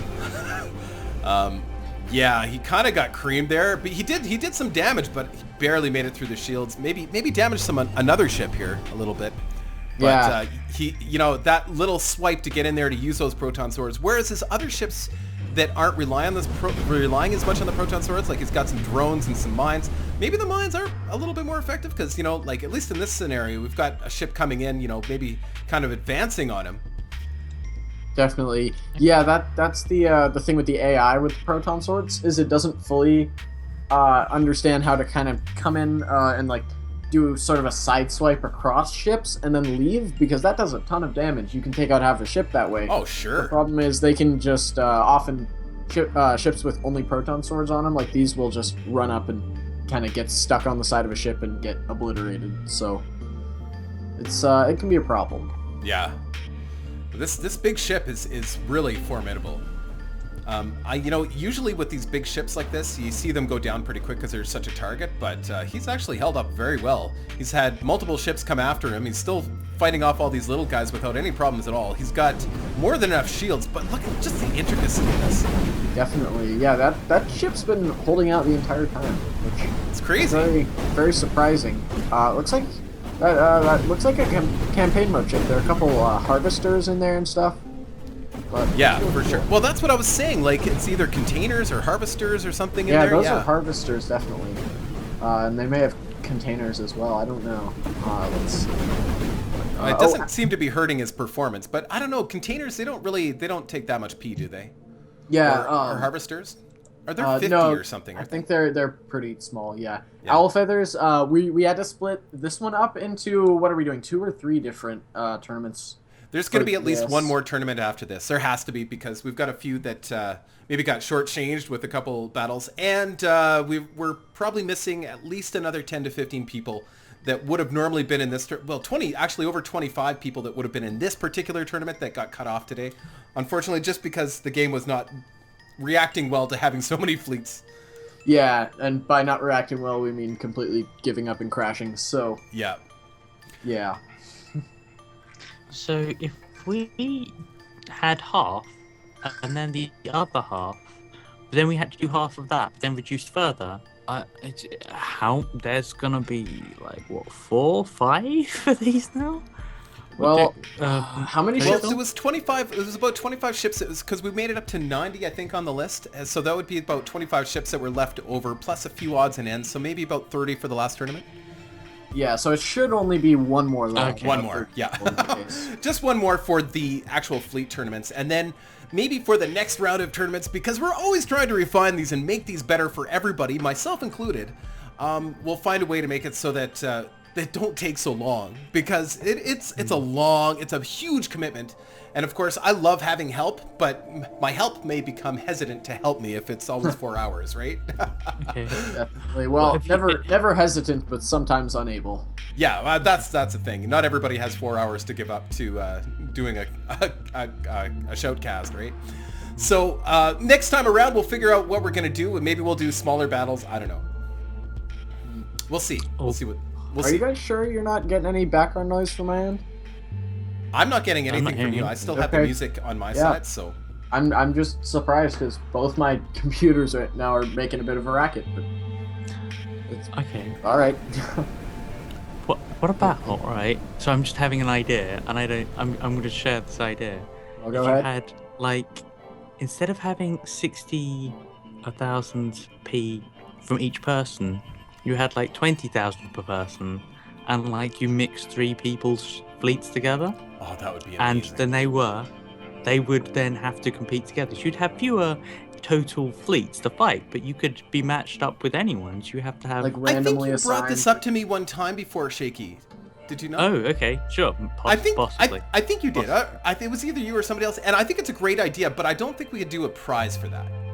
It wouldn't be a prize. It would be a fun tournament. It would be a fun tournament. That would be super fun, where you get randomly things. And well, we still could do a Sui Generis for that though. Oh, for sure. Yes. That would be super fun. So you don't know who you're gonna get teamed up with, and as long as there's no prizes involved, people can't get that upset, right? Yeah. Of course, somebody gets teamed up with Camo 5, then that's. Yeah. That'll be the one time that Camo 5 puts out his worst ship. You know it, right? Look at him. He's just trucking along, dropping his mines. Is that all he's got on this ship? Is mine layers? That's it. Maybe, is it? There is nothing else. I don't think. Well, you might have some like short range antimatters or something on here, but that's it. Yeah, I think it's pretty much mine layers and shields, and a few antimatters. That's awesome. Or a few plasmas. And he's still winning. This is the second full set that he's won. So yeah, congrats, Joe. I did not expect you to do this well, honestly. It's nice job. Ooh, here we go. Philosopher and his rockets versus Atomic Blast Army of Angels Requiem of Souls. Oh, right. Atomic Blast 11. I think, is he new as well? No, he's been around for a while, I think. Really? At least one tournament. I could be wrong, but then I see these names all the time because they're always popping up in my emails. So maybe, well, maybe they are new. You would know better than me, so let's see. I'm seeing a lot of Faction 1 there. Yeah, a lot of or Faction 4. Right armor. It seems like the lasers are acting a little bit different than they used to. They look to be... I don't know what these are. Those little ships are very interesting.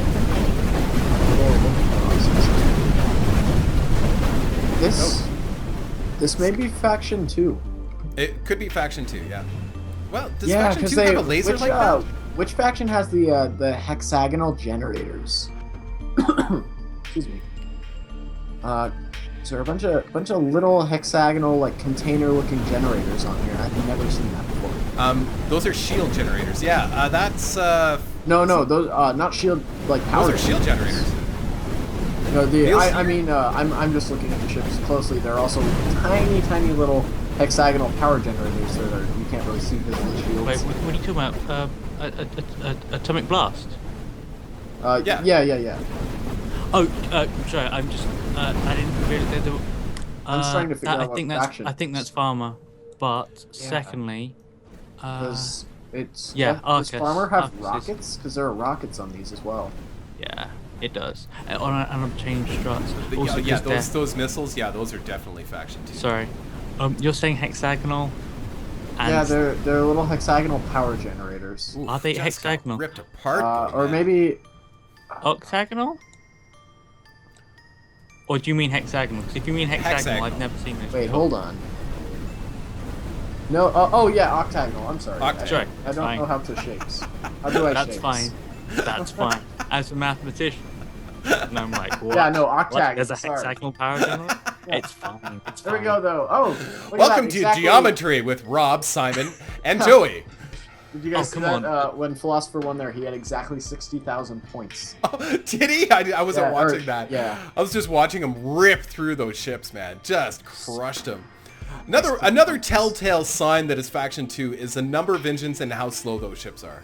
Definitely, yeah. Yeah, it's pretty telling. Just look at that, just rip them apart. Oh my god. Those have Oh some my god. monstrous rockets on them, though. Atomic just blast. brutal, But yeah. man. Yeah, Philosopher with those dumbfire somethings. Very effective. He's got something stacked in here, like it's. Definitely. Well, he has the stacked. Yeah, he's got the overlapping engines. So somebody was saying there should be a rule against overlapping. The problem, it's not that I disagree. It's just there's no way to control that. Right. And Somebody can overlap underneath shields, and there's no way that I would be able to control it unless I'm going through and checking every single ship, and I'm sorry, guys. It's true. So I've just made it so because anybody can go in and learn how to overlap in their game, and I encourage you, go ahead, learn how to overlap because right. It's a valid part of the game that everyone can access and use. Therefore, there's not really a reason why it should be illegal. Yeah, and just controlling it would be impossible. Yeah. Even if you had thought you were just avoiding it, you can just end up with it just happening inside your ship without seeing it, and you've got shields on top. Yeah. Right, that's true. And It then- can happen look, unintentionally. it's been and then submitted. get banned, and that would just be no fun. Yeah. And yeah, he's actually Philosopher actually has the little rockets inside his ship overlapped as well. Oh yeah, he's got the whole works there. It's actually a great design. Yeah, it's really cool. Using those thrusters as armor, it's actually... Maka Khan, those have got to be melee ships. Let's find out. Tell me those are melee ships. Just the way he's got his... Maybe it's not, but it looks like he's got... I'm gonna take a look. Let's see. Just the way his armor was sort of designed in the front there. Maybe it's not. Wow, it's just Great Pick Armada by Petroleum. Oh. Weird. Very cool. That's not... I don't know that that's pink. Maybe I'm colorblind, but that looks a little purple to me. I don't know. I think with the blue in there, it makes it look more purple. Magenta? No. Yeah, magenta. Magenta. Just call it magenta. No, it's magenta. It's the Great Magenta Armada. Very cool colors, though, Maka-Khan. I love the red and the blue. Just nice contrast. Very nice. And the green. Look at that. They look like fireworks. Actually, I'm gonna say it's probably not really red as much terracotta. Terracotta. It's a little too bright to be terracotta. I would say it would need a little bit more brown in there to be terracotta. Okay. Well, yeah, or I think that more is of a melee fuchsia. armor. Just by there's no way to tell if that's melee armor or not because it's all the same color, but it's definitely Faction 7, Maka-Khan. Is he Faction 7? Okay, that was my big question. He's got what's it called? The stationary lasers on there. The whatever they're called. Gauss beams. Oh, Gauss beams. Yes, for sure. I like Gauss beams. Gauss beams are awesome. Expensive. Obviously, look at that. Expensive. Well, for what they do, if you can build a ship that can catch up to the enemy like they just did. It's true. Hey, I have Gauss beams on my fleet, so you know. Yeah. So I really liked your ship too. The magenta fleet was amazing. Thank you, Petroleum. It was pretty cool. But you just faced some Gausses in the right place, and yeah. All right, now we have let's see, Lightning, JC, and Failure Videos. I was really interested to see Failure Videos fleet because this one looks awesome to me. It's very complex looking. Definitely. I'm trying to find it. There Again, it and is. I love it when they kind of fly. They almost look like I don't know. Oh man, yeah, those are really, really cool looking. He has like tons of schmutz launchers on there as well. Failure Videos, a lot of rockets and mines. No mines. Oh, maybe. Yeah, there's mines. Yeah. So we got Faction 1. On Failure. And proton beams. I think. But the mines might actually be serving a purpose here because the bad guys are actually flying through them. Or the bad guys. Failure videos. I'm so baffled because does Faction 1 have the equivalent of an obliterator? It has the proton... it has the proton sword. It's a proton sword. I'm dumb. Yeah. Okay, yeah. He's got lots of schmutz launchers and one big proton sword on the front of all the ships. But I think all the ship... Yeah, proton beams and proton swords, or proton... I see proton beams, but no proton swords. There's one proton sword. Oh, okay. Very front of the Maybe they're all different. Maybe they're different ships. They are different ships. Yeah, failure videos, a few of them they're almost all different ships. Yeah. The main ones are the same? No, they're different too. Never mind. Yeah, awesome design. I love that. And they're asymmetrical as well. Very cool. Yeah, anytime you can build an asymmetrical ship and have it flown well, I mean, it's fantastic. Definitely. Whew. There we go. Sorry, I missed who won that first round. Was it Lightning JC? It was. I missed it was. It's got the wind. Yeah, it was Lightning JC. Oh well, good job. And failure videos, I'm still not quite sure. It's just all short range schmutz, or what are they? Yeah, they're all schmutz and a proton sword. Oh. Very interesting.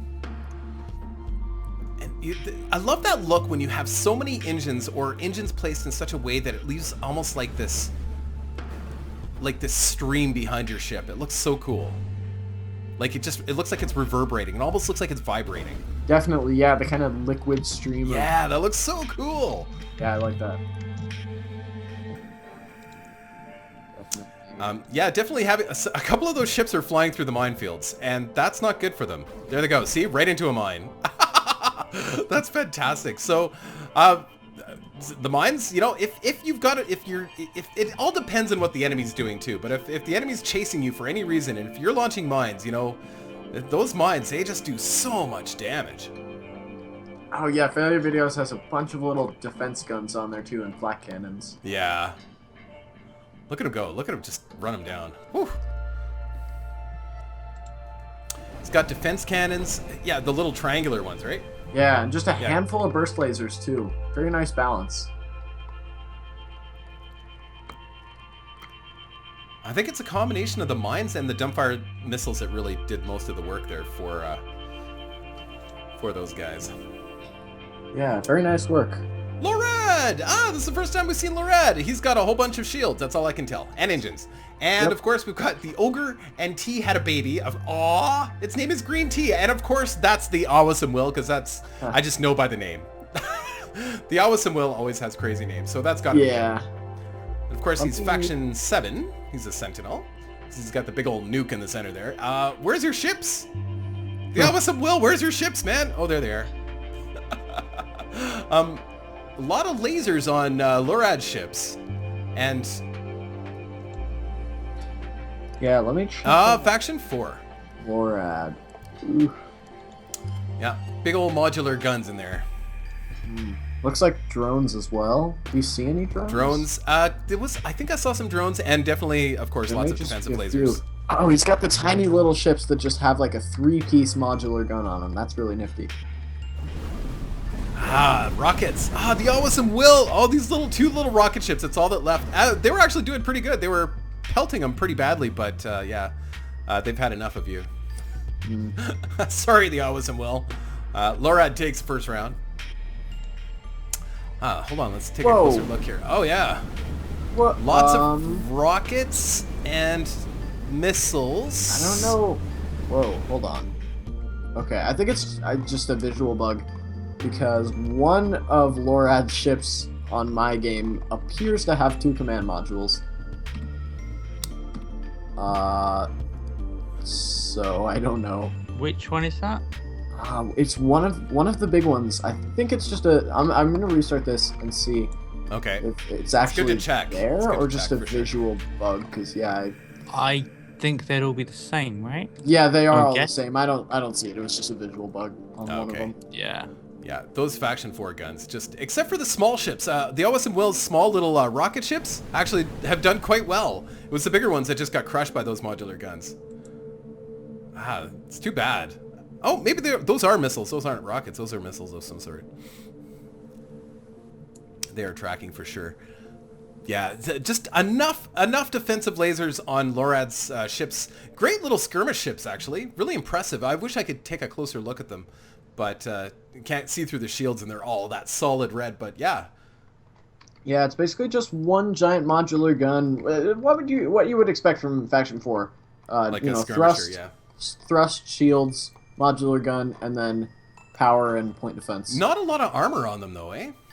There is some in the middle. It's definitely they're doing kind of a Rinthalion sort of thing, dispersing out the guns. Yeah. So awesome. Yeah, I like it. The cursed one, Alex Legs, and of course, whoa! Look at these guys! Look at this! Crazy! It's like suicide modulars. Yeah, I think I heard something about these ships. Whoa! They were going to be absolutely terrifying, and now I understand. Yeah, I definitely. What? So they were launching the drones in the same way. Like, look at them. The drones are like jettisoning from the. What? Well, that's what it looked like. Maybe not. Maybe they're just flying at regular. Oh no, I see. They're launching from these little ships. I didn't see those at the beginning. I definitely heard rumors about these ships being absolutely mortifying. Oh my god! Look at the ships themselves. Like they look wonky. Like they look like Tinker Toys. They do, yeah. And they got them. Here we go. The honeycomb. That's insane. Okay, so we obviously have a lot of troll ships, and yes, nukes. Honeycomb Mobile Fortress. I don't know if you could consider these mobile. They seem pretty stuck in place. Well, they are moving. You can see these engines actually flying. They are actually moving. The screen shares on like 4 frames per second. Okay, they are actually moving. Very well. A couple of them are. Oh, they have nukes on them. Yeah. Oh yes. Oh, that's nasty. It is nasty. However, it is quite possible that GeoCorp could apply way more points once it starts actually hitting. I don't know why. We'll see. I think if GeoCorp can keep that main huge like skeleton ship out of range of nukes, he might be okay. Could it be that this is one of the things that got changed in the points because GeoCorp is just blasting the enemy here, and he's only got 5 points. Definitely. I think it's something with the type of. It may be that the armor on the honeycomb fortresses are is all melee armor, because I know I think they changed the point system so that you don't really get points for hitting melee armor anymore. I could be wrong there though. See, I don't know if I like that, because in situations like this where you get troll ships, then I mean that was one of the disadvantages to using a troll ship, is that you get pelted, right? Right. Yeah. See, and now Honeycomb is not only has the advantages of being a troll ship, but he also has the advantage of never being destroyed. Yeah. However, GeoCorp does have nukes though, so I think he still does face being destroyed quite a bit. I don't know. Let's see. Let's see how it pans out. I don't think Honeycomb is ever getting destroyed. There's no way. No, I mean it's quite a few ships. We'll see. I don't like the way that. Yeah, I think the point system's a little off here. Oh, Awesome Will had to go. Let's see. Yeah, I don't like the way the point system. I don't know if that's even supposed to actually happen. Maybe something. Because if that can't all be melee armor, that would be way too expensive. If all of those were melee armor, there's no way. Yeah, I think this is kind of a bug, maybe. I don't know. I wouldn't say bug. Okay. This doesn't seem like something Arthur would authorize, so I don't know. What it seems to be the case is most of those huge yellow things are just armor. As such, they've got a very low point cost, and the maximum points you can score against anything is like 20 points. Which means that they're doing loads of damage to these things in the way, but they're incapable of scoring more than 50, which is what you're saying. I see. They're incapable of scoring more than a certain point. Yeah. See, and I don't think that's a good idea. I see. Well, I think it's generally a good idea. It makes sense to me, except for in the case of troll ships. Well, that's been always I don't want troll ships to be the only thing that people build, right? Definitely. I wouldn't go as far as to say that we might be banning them in the next tournament, but yeah, it's possible. It's another tough thing to ban. Know what that is? That's my thought. Yeah, how do you define what a troll is? How slow does it have to be? How big does it have to be? Right. How the armor to everything else ratio. So, I'm not going to make any commitment to that yet. I'm just going to, hopefully, I know that Arthur, at least people who know Arthur, people who actually talk in the forums and stuff, actually watch these tournaments, and stuff does get around. So, Well, we can hope. Yeah. Yeah, because this is kind of not okay. Yeah, I'm just gonna fast forward through this because it's done. Yeah. It's taking an extremely long time to find out that, yeah, he only got 50 points. Okay. It's too bad. 'Cause I like GeoCorp's fleet here. It's just... Yeah, it's definitely... It's up, certainly going to be up for Sui Generis. Oh, for sure. I really like that design. This here looks so cool. Yeah. And that ball as well. The big round one. This one here? Yeah. Yeah, it looks really cool. So... Now, I think, with this honeycomb design, if you had a solid melee fleet, maybe? Well, that depends on if the outside is in fact melee armor, but it doesn't appear to be spikes. It appears to be just that square is melee bricks. armor right here. Oh yeah, So... look. Oh yeah, definitely. Oh yeah. On the ones with the holes in them, it's melee armor, but on the solid ones, it's not. So maybe you could take out the solid armor bricks with melee armor, but I don't know. Yeah, just I think the point system needs to be tweaked a bit because look at how much Although they should be getting points when hitting the ships that actually have that have like a nuke on them and missiles and stuff, right? So they should be getting points for hitting the ones with the melee armor, and I'm confused why they're not really still. Yeah, there's no points being accrued at all. Like, look at that. Like, he's just pounding away. Yeah. Hitting that should be getting a lot of points because that's a nuke on there. That ship's at least 4,000 P, and I don't get it. Yeah. Okay. Well, I'm gonna make a note of this. That's maybe we'll get Okay, some points being improved. That's not really enough. Yeah, okay. Yeah, they went the front half of his ship. I'm seeing that a little late, but wow. All the nukes from the back here catch up to the front, and it's devastating. Yeah. Yeah. Okay, I'm gonna push this forward, guys. Yeah, that's probably for the best. Whew, getting a little slow. Wow, didn't want to end that one. Yeah. Okay, there we go. Whew. Almost on to the final 8. One more to go, and then we're on to the final 8. Woo! Hey, Omega Sentinel. Oh, first time we've seen... Is this the first time we've seen them? Now, these guys, if I remember correctly, these guys have melee armor on them. Yes, they do. Look at those. It's like a school of fish. Oh, look at that. Oh, man, that looked really cool. Look at them. Oh, that's really cool. And all the nukes came in at the same time. Man, that was awesome. And Colonel Sloth is by... Slothy Slew. Yeah. I couldn't remember. I was just remembering there was someone with Sloth in their name. Let me take a look at these.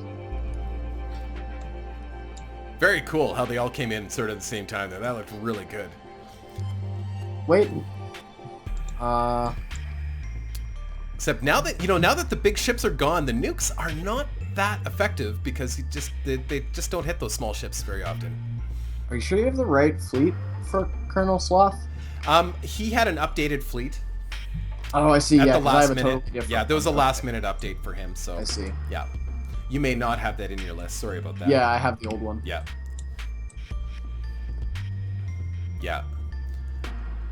Yeah, so the nukes, yeah, once he destroyed... Look at all the husks. I love that. Yeah. It's like fossils. So great. But yeah, they're still taking out ships with the nukes. No, never mind. They're still... I thought, yeah, nukes aren't that useful. But no, they're still taking out ships. I don't think the little slothy slew ships, I think they have a... What else do they have on them? Not much. Because there was a lot of nukes.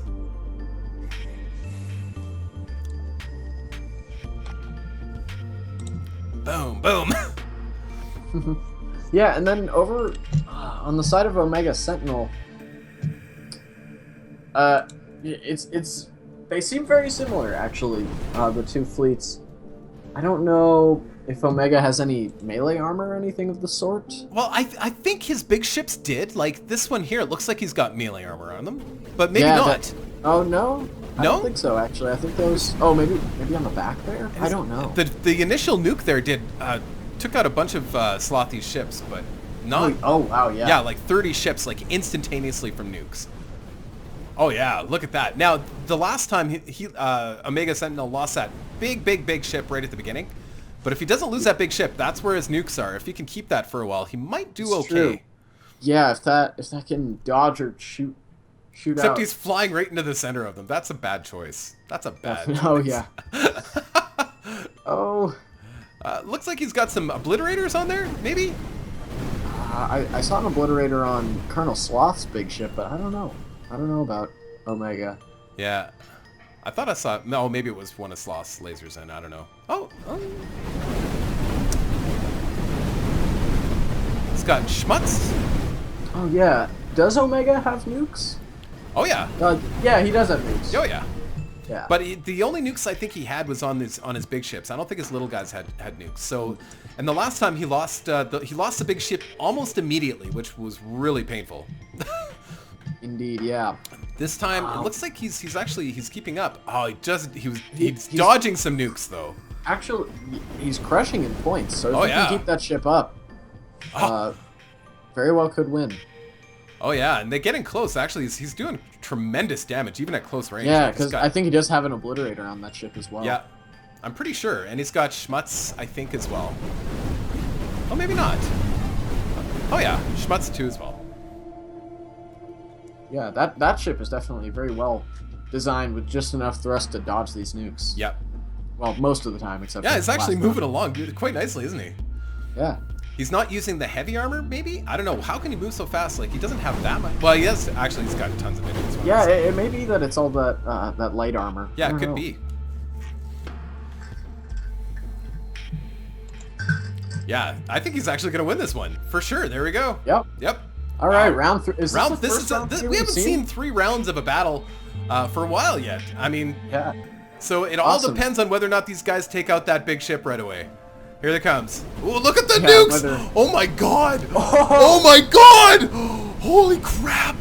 But all it's going to take is one nuke to take out that Sentinel, like the big guy. I don't know, though. That was oh my god. He lost instantly. He has 16 out of 84 ships left. Oh my god. I'm just watching that over again on the stream. That was glorious. That was beautiful. What a beautiful thing. Oh wow, that was amazing. He only has 2 nukes on this ship. He must have something else launching nukes. He must, because that was a lot of nukes going off. I can look at that. Who is Omega Sentinel by? I'm not sure offhand. Yeah, otherwise I would take a look, but I don't know who that is. Might be able to get it from doing a search, but I don't know. Yeah, no, I searched for whoever the Starfleet one earlier, and I couldn't find it, so I don't know. Sometimes it just depends on whether or not they rename their files. Right. Yeah, if they rename their files, then it doesn't come up, but...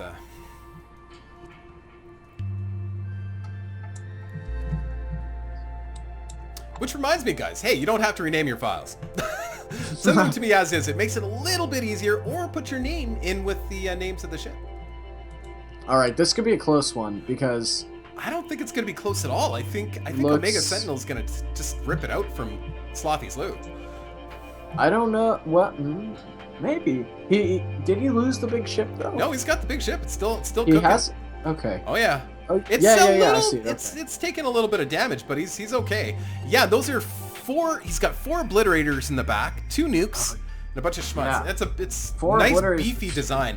And we're on to the final 8, guys and gals. Yeah, that's definitely over 8,000 P. That's an enormous. This is Exciter. Yeah. Oh yeah. Sorry, Exciter. We love you guys. We love you. You know that. It's just there's a technicality here, and you probably didn't even know. So we're gonna let you redesign. It looks much like Waste 47 may beat him anyways. We'll see. But Okay, just at a certain point, because of Waste's modular gun, it'll be able to do damage at the beginning. So if you are really well timed with your end, you'll be able to get Waste 47 through. Right? I don't know. Like for a very short period of time, Waste will have score and Saito won't. Oh, so right at the beginning? That's what's happening. I see. Round 2 and 3. Skip over. Yeah, I'll try and do that. Yeah. Okay. Yeah. If you slow it down, like that's true. Slow it down, definitely. Switches, you'll slow it down, and then you'll have a chance to. Okay. And then Saito will. Yeah, you're right. So this will work. This will work. Good plan, actually. As soon as he gets some points. If he still hasn't hit. Please don't do that. Yeah, just watch the points. Watch the points. There we go. All right, there we go. Good. Okay. Sorry, Exciter. You understand, I'm sure. Huh. Oh, direct hit. Beautiful. Yeah. All right, excellent. Well done. All right. Oh, all right. It defaults to 60,000 points. That's funny. when you skip the round, the counter goes to 60,000. Oh, does it? Oh, interesting. Oh, yeah. All right. Daddy! So yes. Daddy's fleet, this is like at least 20 nukes throughout all these ships. So, I don't know. I'm worried. And tenuous crystals. This is a really, really cool fleet. I like this one right at the beginning, but I'm worried for your safety here. The nukes are going to get... See, those missiles will prevent the nukes from getting in. It's true, because the AI on the nukes actually wants to protect Daddy's ships from the missiles, therefore it's just going to detonate in clouds of missiles instead of on the ships. So, oh, you're kidding. Yeah, the nukes are actually not... They're actually going after the missiles. Yeah, I don't know if they specifically go after missiles, but I've seen definitely on their path to trying to get to enemy ships. If there are missiles passing by them going to an allied ship, they'll try and take them out. So interesting. So I don't know. So what are these? These are those are a cool little spot. Do those even have weapons on them? I think. Oh wow! That is melee armor on the sides. Just got crushed by missiles. Yeah, there it went. But yeah, I think those are just 4 spikes of melee armor. Interesting. Because I don't know that it has enough thrust to actually hit anything with those. Interesting. So it looks like most of the nukes have gone after the small ships. Oh, here we go. The point defense. There was a conversation about the nukes, the point defense on top of a nuke. It doesn't need one. I don't know if that would change the AI if it's now a ship with point defense and whether it'll try and take out missiles. It does have a little gun on it, doesn't it? Yes. Yep. Yes, it does. And there was someone said that was just pointless. It was unnecessary to have it. Well, I've heard people argue that it makes the nukes over. Thinking that might be. I don't know. How much good does that little gun do? And really, you don't want your nukes stopping to kind of shoot the enemy. Right. Yeah, I think people are kind of saying it as if it would change the AI to do that, and and that's not really true. I think the nukes definitely don't get that distracted with having the little point defense gun on them, like some ships would. So I don't know. So yeah, like, oh wow. Like we're not seeing any nukes stop to shoot missiles, I don't think. They are shooting at the missiles for sure. As they're coming in, they're shooting at the missiles, and he is turning around. So maybe they do get distracted by the missiles. I don't know. I think that may be because they're possibly rerouting to the closest ship. That could be too. Yeah. Stuff starts to fly away because I know nukes, unlike something like missiles, they'll actually because they can be in the air so long without. They have enough of a lifespan where they will actually switch targets. Right. So You'll see That makes those. sense. Whereas you never see missiles turning around to go target a different ship after they're locked on, unless that ship dies. So here's the situation where the nuke is going after the ship, but now it's maybe closer to the other ship. No, it's not. Yeah. Look at that. The big clump of tenuous crystal ships there. It looks like a little 5-leaf clover kind of thing. So all of the that's amazing. Now that's gonna be hard to get through, but what's interesting is all the missiles from tenuous crystal is actually going after this little ship, which leaves them wide open for the nukes coming in. That's not good, because here they come. Oh yeah, man. we'll see though if those nukes get distracted and try and defend against the missiles, or if they'll go all the way in. To They're going all the way in. Like crystals. Oh wow. Yeah, look, I don't think they're launching enough missiles to distract them.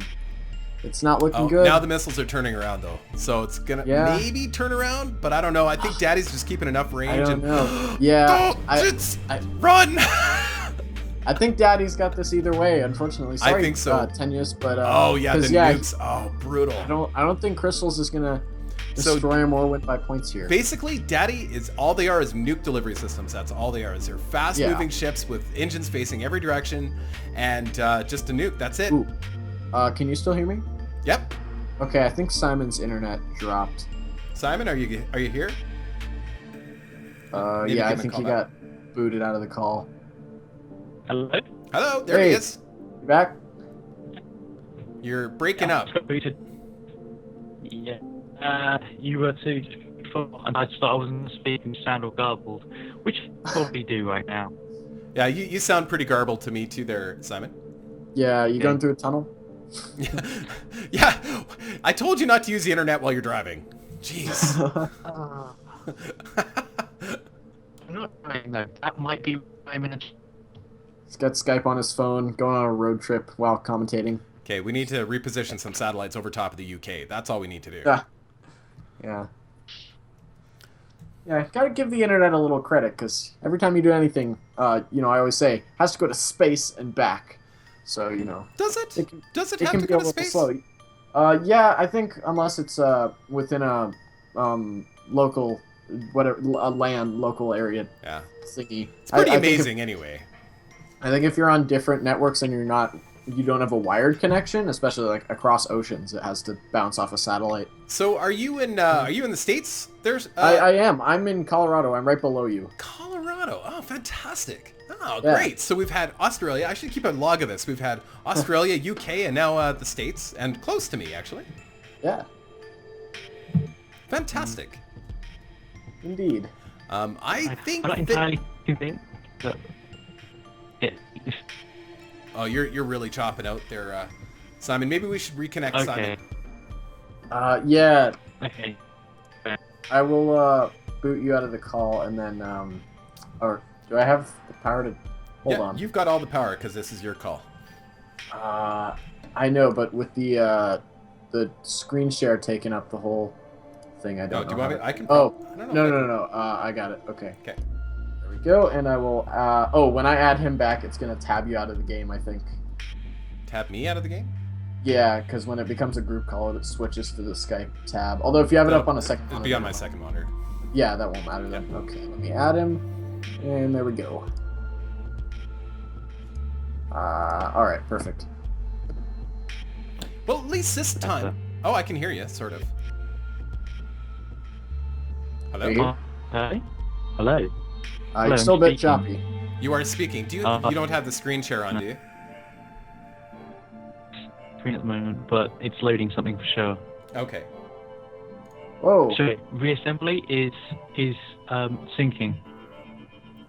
A submarine communication cable is a cable laid on the sea between land-based stations to carry telecommunication signals across stretches of ocean. The first submarine communication cables laid in the 1850s carried telegraphy traffic. Subsequent generations of cables carried telephone traffic. Then data communications traffic. Modern cables use optical fiber technology to carry digital data, which includes telephone, internet. That's what I thought. And it's not that I don't think anything.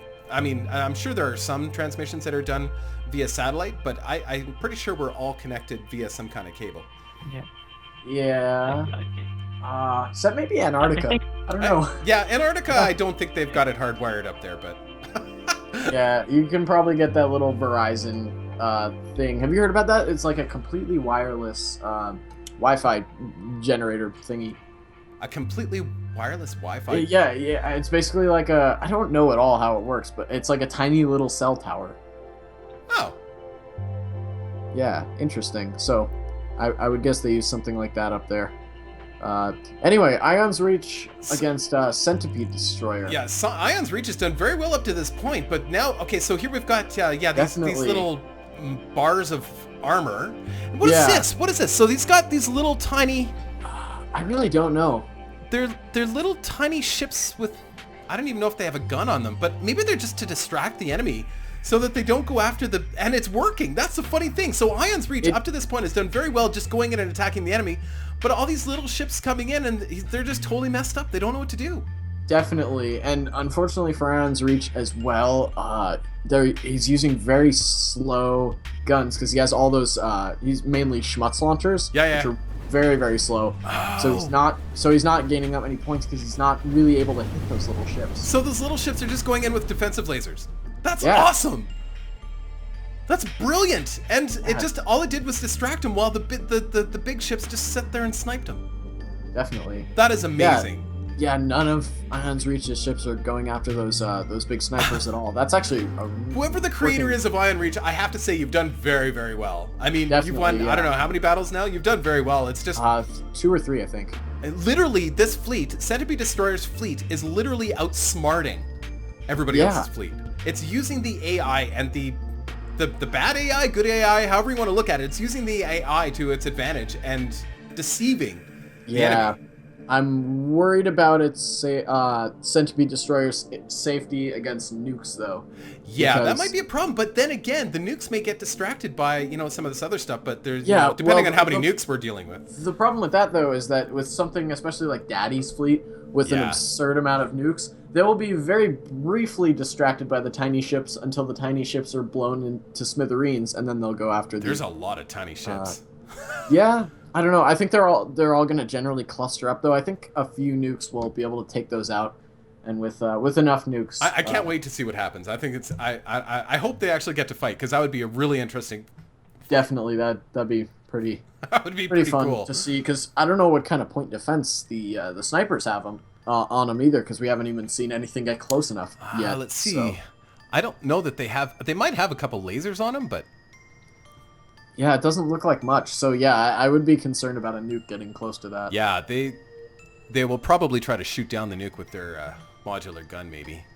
Yeah, and that's the problem is that'll work until you hit the border and then. Yeah, that's right. Oh man, just cleaning up Ion's Reach. It's such a shame because we saw you do so well, and now you're just flying in circles trying to fight ships that don't matter. Oh, that's brilliant. It's so brilliant. Oh man. Well, Simon, are you there? I'm here. Yeah. Oh, you sound great. Yeah. Yeah. Hooray! Hooray. I sound okay now. Out of the tunnel. I'm still getting 1 frame a second. Yeah, we've got a pretty bad connection. I mean, it's the last couple streams that we've done together. We haven't been able to connect all that fluently, unfortunately. Yeah, and even we're pretty close, and the screen share is still not doing that well for me, which I think is generally Skype's problem because, in my experience, you can screen share with someone in the same house, and it's not going to look good. So yeah, and I'm gonna try and I can increase the amount of upload speed that I have in this place that I currently live. So I'm gonna try and maybe that will help. I don't know how much that would help with the Skype thing still, but yeah, no, I think I wonder if there are any other programs that we can use that would screen record kind of live like this without the delay Twitch has. It's just so much going on. I think that's what the problem is. It's just so much going on. Yeah, that could be definitely part of it. Yeah. As well. So anyway, Philosopher and his Maka rockets. Khan. His layered rocket ships. Yeah, and Maka Khan is all the melee armor, or what's on those? Well, we weren't sure if that was melee armor in the front. There was a couple ships that looked like it definitely was melee armor, but maybe not. I don't know. Yeah, let me take a look at those. I don't remember. But he's definitely got some nukes in there. I'm sure he's got melee armor. It's got to have melee armor. Here, we'll find out pretty soon. Oh, here we go.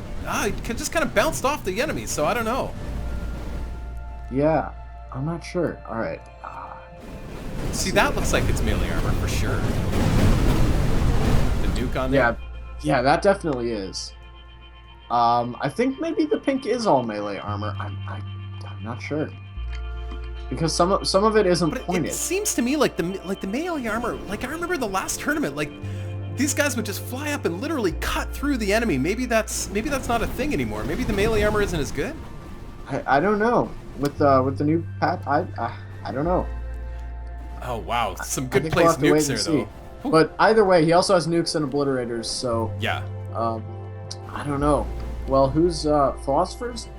I think philosophers is gonna take this. See that ship, if it had melee armor, should have just cut right through philosopher's ship. Yeah. Although, like Simon pointed out earlier, that melee armor could have been just heavily damaged. Okay. Yeah. Oh jeez. Oh man. Oh, just brutal. Yeah. That I feel like philosophers' design here using those the layers. The layered engines as armor is definitely going to become meta very quickly. Oh yeah, that's insanely good. That's crazy good. And I still question the choice of using obliterators over nukes. I still think that obliterators just have a limited use. Yeah. For the cost, I mean, they're the same cost as a nuke. I think you just get so much more out of a nuke. They can just do so much more damage. Definitely. Yeah.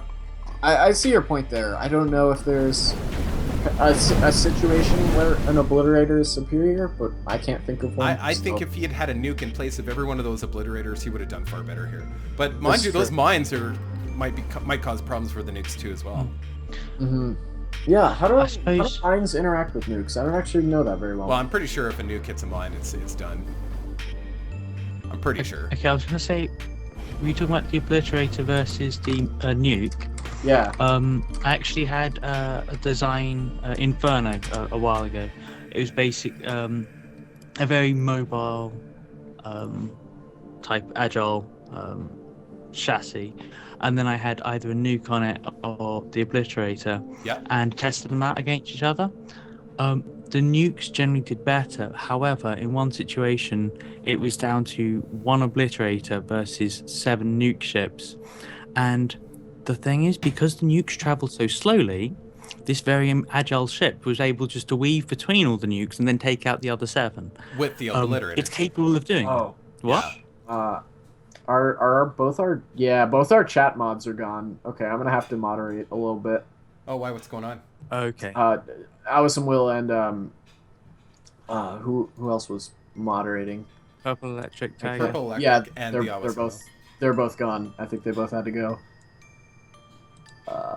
One way or the other, they're not on stream, so I can kind of keep an eye on stuff.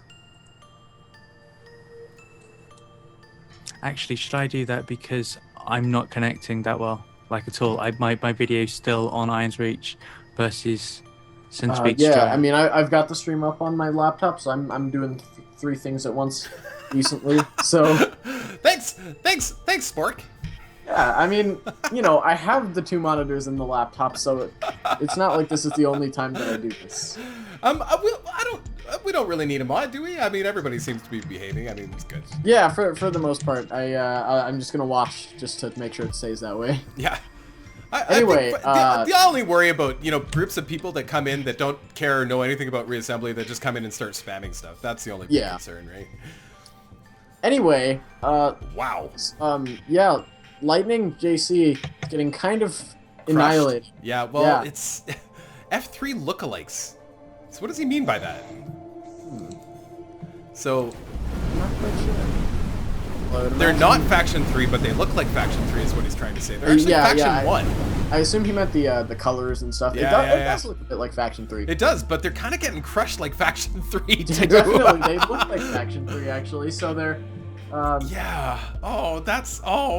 I feel so bad when people just get a better imitation than he ever imagined. I feel bad, but I just love watching that. I just love it. Yeah, and these LORAD ships are very well designed. Oh yeah, I don't know if there is any layering or anything in there, but definitely good melee Faction 4 ships anyway. I don't think there was, but skirmishers, these are the ships that are heavily shielded and heavily armored. So they have the kind of Rinthalion sort of gun spacing in them, and just really well designed. All very compact. Yeah. Wow. Anyway. Very so nice. we haven't Oh, seen... here we go. Flip Blast again. Oh, yeah, we haven't seen Fred's. DK98. Oh, looks like he's got a couple... skip like 3 rounds, but you're against the Flip Blast. Yeah, though. this might not be good for... So I was going to say it's a troll ship, but no, they're just very, very slow. They're troll ships, I guess. That's on the borderline between troll ship This is where it becomes heavy. difficult to define, right? Because there is... Right. But 3, I wonder... 4, 5, 6, 7 asteroid engines on there? Definitely. But what I wonder is what the point margin thing would be like on those. What's the maximum number of points you can do to those? Yeah, that's a good question. And depending on that, we could classify it as being something we would allow or not. But yeah, obviously, it's so hard. It's so hard to allow or disallow ships, specific types of ships, especially in a situation like that when we're trying to put something together and you've got through 100 and some people to put together in a tournament. It's just so much. Definitely, you can't really do it on a case-by-case basis all that well. Yeah, But it sounds like there would need to be not just... What about if there's an exact number of ships in every fleet? There has to be an exact number of ships? That amount, whatever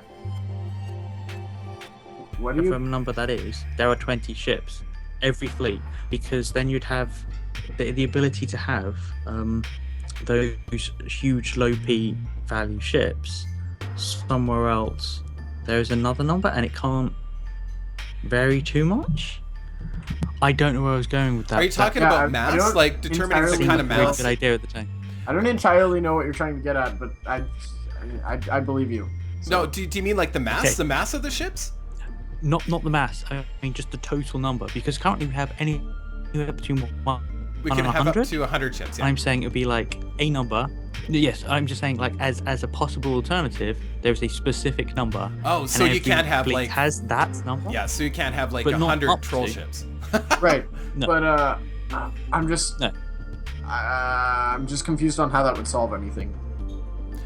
Well, I if can't we had a smaller It's number 2 of o'clock in the ships morning. allowable, in other words, if there was a maximum or an exactly, it had to be exactly 20 ships, and if you decided to do 20 troll ships, it wouldn't be as effective as 100 troll ships, for sure.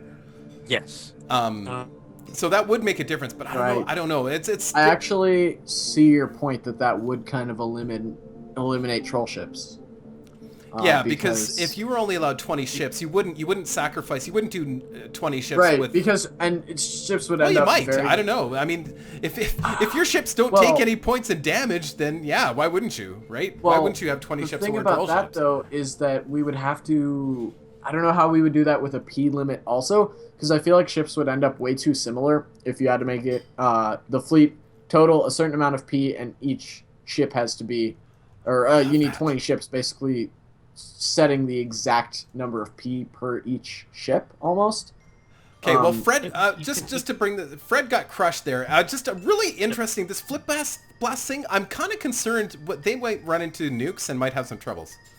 I don't know. I want to definitely take a look at the actual ships and see what's on those. I don't know. I'm genuinely baffled by how well those do. Yeah, it actually did very, very well.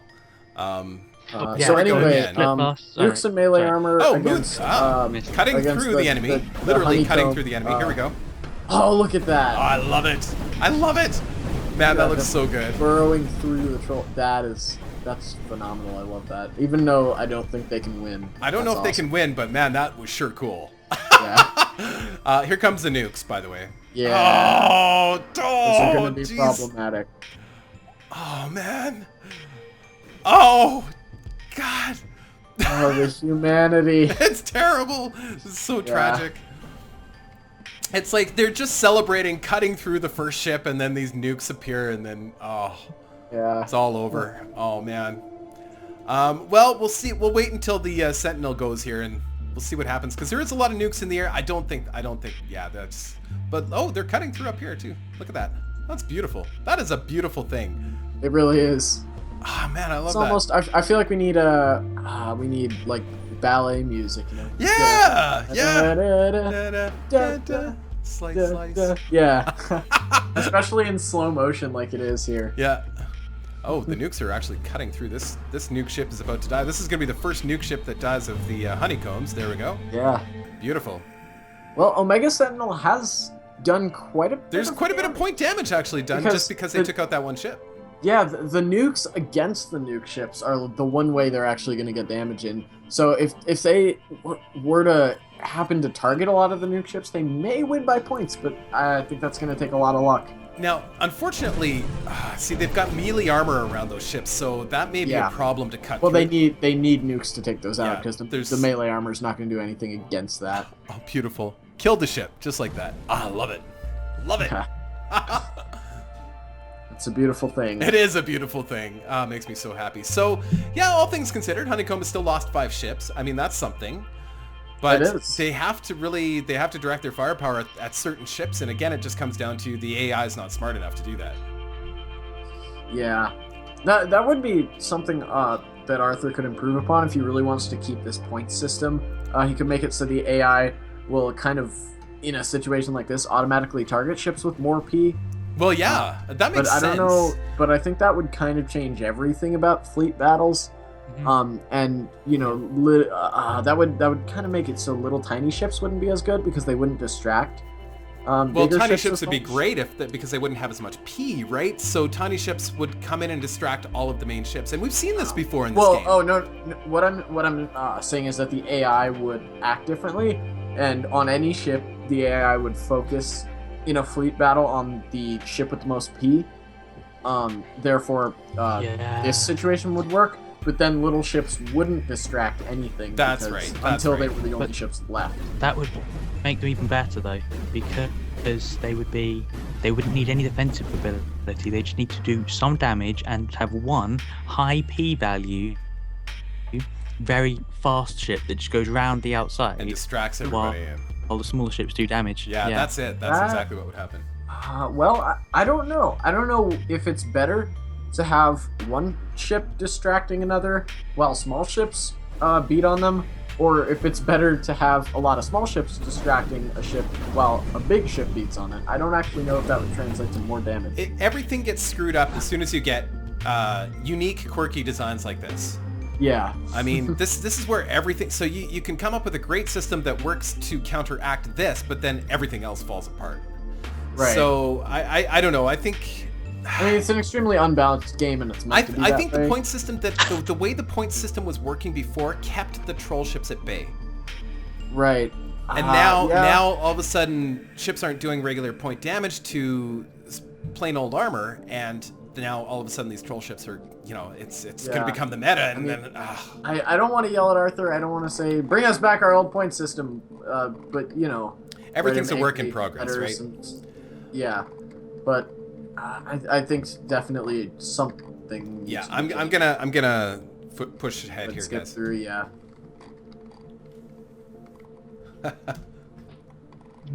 There we go. Ugh. Yeah, the computer really starts to slow down here, guys. Yeah. I know this is a previous fight, but those fights are generally gonna be a lot faster than these ones. Flip back. Is it? The flip ships? Yes, the white. Yep. It's old Picard. My calculations are saying that they're doing capable. They don't have the energy for, but the fire rate is something like over 2,000 shots a second. What? So what is this? The flip ships do over 2,000 shots per second. No, they don't have the energy for it, but they're capable of putting that out for the very short burst beginning. Oh wow! I see. And because how does that work? Well, because they've got so many velocity amplifiers. That means the rates. They've got 16 of them, and then a doubler at the end. Is it sort of like the velocity amplifiers make it go so fast that it doesn't have time to register? It doesn't have power. No. It's just that it gets them all out. Like instead of spending a few seconds making lots of shots, it'll just reduce all of its power from its ample generators just really quickly. That's interesting. So enough velocity just reduces power. Yeah, but it can empty really quickly, and so at Alpha Strike, basically. I see. Well, that may need to be changed as well. I don't think it's that much of a problem. Well, they're winning clearly, and they're doing a lot of damage that's... after the fact as well. So I don't know. I think one of the important parts here, which not all faction force ships have, is their gun slightly off to the side, which means that it'll flip around. Yeah, they flip slightly. They swing. I suppose. Yeah, hence the name. Yeah, but they get that swing in early while all the other ships are still stationary.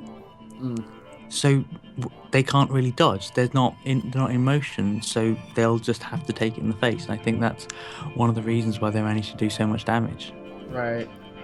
Right? Well, sorry, I just want to bring this up. Gemini Zero, Sure. no, you're not being disqualified. Sorry, I hit the button the wrong time. I can't disqualify you because this is a legit tactic based on the current rules. So you're not being disqualified. I just hit the button by accident. Technically, you're probably going to win this. Yeah. So I know that's probably going to upset some people, but it's I can't fight. It's a legit tactic. So it's not an illegal design. It's not an illegal design. So we can't ban you until next tournament. Sorry. Yeah. So I apologize. I apologize for skipping ahead on the last one. You're probably going to skip it as we go here, but you're going to probably win it. So sorry about that, Gemini Zero. I didn't mean to do that. Yeah.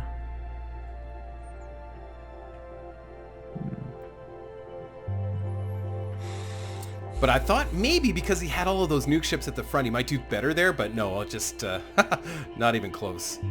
So I think we'll just push ahead. If you guys are cool with that. Yeah. You did well, Omega Sentinel. You did well. I mean, as well as can be. Bahamut X. Definitely. It's a really good fleet. I like it. Oh, getting a little chunky there. All right. We're on to the final 4. Dun, da, da, 3, 2, 1. There we go. Whew. Or well, the final 8. The battles for the final 4. Battles for the final 4. I apologize. Close thank enough. You for correcting All me. right. Hey, this is this was one of the fights I wanted to see with Daddy and Waste 47. I want to see if this big Death Star ship can dodge the nukes. Oh, there's no way. At least I don't think so. I mean, because it did well. There was another nuking fleet that it totally just survived, and I don't know how. So I'm interested to see, but there is this thing called the border, and that makes it not look so promising. See, Daddy's already up to his old tricks. Like, he's got his nuking ships are kind of sitting in behind. All his little ships are kind of mealing with the skirmishers over there. Like, I don't know though. Waste just beating him in points more than double. He is absolutely he is. I don't know. I think you're right. It could be anyone's game here. Yeah, it's just a matter of Waste keeping that big ship away from nukes. And Daddy has enough of those nuke ships just kind of getting involved, too involved actually. Yeah, well, there went that. Yeah. I don't know if Waste can pull this off now. I think Daddy might. Yeah, he's catching up real quick now. Oh yeah. What a turnaround! Wow, what a turn! Yeah, it's, like I said, it's all a matter of that one ship. Yeah. But hey, if he can keep that ship alive next round, we could see round 3. That's right. I don't think it's possible. I think he just turns too slowly. Wait. I think Waste might win. He's still ahead. 5, 6, yes. Just a few no, seconds to go. No nukes hit, I don't know. It's close. Oh man, that is close. Oh, you got it. Unbelievable. Well done. Very nice. Welcome back, Purple Electric Tiger. Hello. Hey, we have a mod again. Yay! Hooray. And yes, waffles do make the world go round. Yeah, so here we go again. That was really close. I was sure that Daddy was going to take it. I am so wrong. I thought he was going to take it right from the beginning, but no, Spork. I'm very surprised. Spork was right. Spork was right. Hey, I thought Daddy was going to take it too. Just not. Look at the points. I mean, it's just, yeah, you're right. As soon as that big ship goes down, he's in trouble. Yeah, but he still won it with the big ship down last round, so I don't know. It seems weird to me. If it was a 2-minute battle, I think Daddy would win it. Definitely, yeah. Because he just didn't have time to get enough of those nukes to hit, because Waste ships are so fast. So, yeah, if Waste ships were slower and or nukes were faster, this would go the other way. But they're just dodging around very nicely. Yep. Yeah, very nice job, Waste. I don't know if you're watching the stream, but very nice design. Let me check on that. The mixed fleets are the way to go, for sure. Yeah. You can put all your eggs in one basket in one basket and just build one type of ship, but I think in the long run you're better off doing multiple designs. Yeah, I don't think Waste is here unless he's going by a different name, but yeah, very nice. What in the files we have? Mhm. Yeah. I think this is new. This is a last minute change. Do you guys see what we're gonna see? We're gonna see the two questionable fleets against each other. The flippers and the honeycombs. Wicked. That's good. That's good, actually. I'm really pleased. That'll be in one or two battles. Yeah, I don't know what's gonna happen there because I just don't know if any of the flipper damage will register. But anyway, this battle. So I think this may be the end for Joe Schmo. He's had an amazing run. Oh, he's had an incredible run, but I don't think he's going to be able to get in with those proton swords on those snipers. All these little ships are just distracting him. You know, it's such a tactic. It's amazing by Centipede how those little ships. Centipede is playing the game. Starfist is playing the game. If there's a game to be played in designing a fleet for a tournament, and Starfist has played the game. Can't argue with that, yeah. Mind you, he's running out of those ships. It's true. Well, 45, 43, I can't even... Imagine a nuke right in there. A nuke right in the center. Corner. Boom! Yeah, if only this fleet had nukes. Just get one in there, they're all gone. No, they're just... Look at the range right across the map, diagonally almost. All the way across. That's crazy. It's insane. Yeah, so those have got to be. Just to clarify, Joe Schmo is not losing because he has worse ships. He's losing because he is not playing the AI as well as Starfist did. Starfist designed a fleet to distract and destroy. It's brilliant. It is. It's very methodical. It's very kind of I can picture his evil laugh. He's just like, it's nothing compared to Camo's, but no. Well, Camo doesn't laugh; he cackles. I'm sorry. That's what I imagine. Also, the arms, being at the angles they are, it seems to be right. That's definitely really designed to combat the problem of the border. Yeah, so they all stick in the corner together. Yeah, and they can't get turned around very easily. Yeah. Oh, it's so brilliant. More than just combating the problem, it works with the border to make them stronger because they can sit there rather than being pushed away. And you're absolutely right. They can get completely cornered and still sit at a 45-degree angle. Yeah, that's how you do sniper designs now. Clearly. That's great. It's great. With arms. Could it be that Faction 4 is going to take the lead again in this game with flip designs and designs like this? I don't even say that. Could it be? Could the meta be turning back to Faction 4? They're getting in with the proton swords now. I don't think they can do enough damage in 40 seconds, though. Well, I mean, they have to get them all, right? So the thing is, this time they've taken two corners, just have right? To do 33,000 damage alternative. So we'll see. Yeah. But, with 9 ships, I don't think that's happening. You're absolutely right. Yeah, and when he was designing these ships, he's like, I gotta put arms on them so they stay at the proper angle. It is so smart. That is so smart. And everybody beware because I know he has entered one of these into I think slightly dialed down because these have got to be more than 8,000p. But he has entered one into the Dreadnought competition. That's brilliant. So that's going to be terrifying. So good. That is so good. I wouldn't be surprised if that would dominate in the one-on-ones too as well. Yeah, we'll see. These seem to be much better working in groups though. Like I don't know. Yeah, I don't doubt it will be good. But if you had a ship coming directly for you, like you've got to hit every time. That's the thing. Right. You definitely need a very mobile ship to dodge around until you get close to them there. But the problem is then they can use those arms to turn and just fire more at you, so I don't know. You know, I will admit, Faction 4 is definitely doing really well here, but I still feel like they could be beaten. Yeah, speaking of Faction 4, Lorad is just crushing opponents. Philosopher's layered ships here. And Philosopher's done phenomenally so far, but oh my god, he's done so well. This is not looking good, even with the layered creative thruster man, armor. yeah. I don't know. He's only got two main ships left. Lots of little ships, though. Those little ships may actually cause some problems for Lorad later on. I don't know. Because, We'll see. yeah. Are those nukes? No, those aren't nukes. Okay. No, those are just a lot of little ships with missiles or whatever they are. I Missiles think or they have rockets. enough point defense lasers to take those out, though. Yeah, you're probably right. Yeah, they're too much actually of a taking problem. those out pretty well.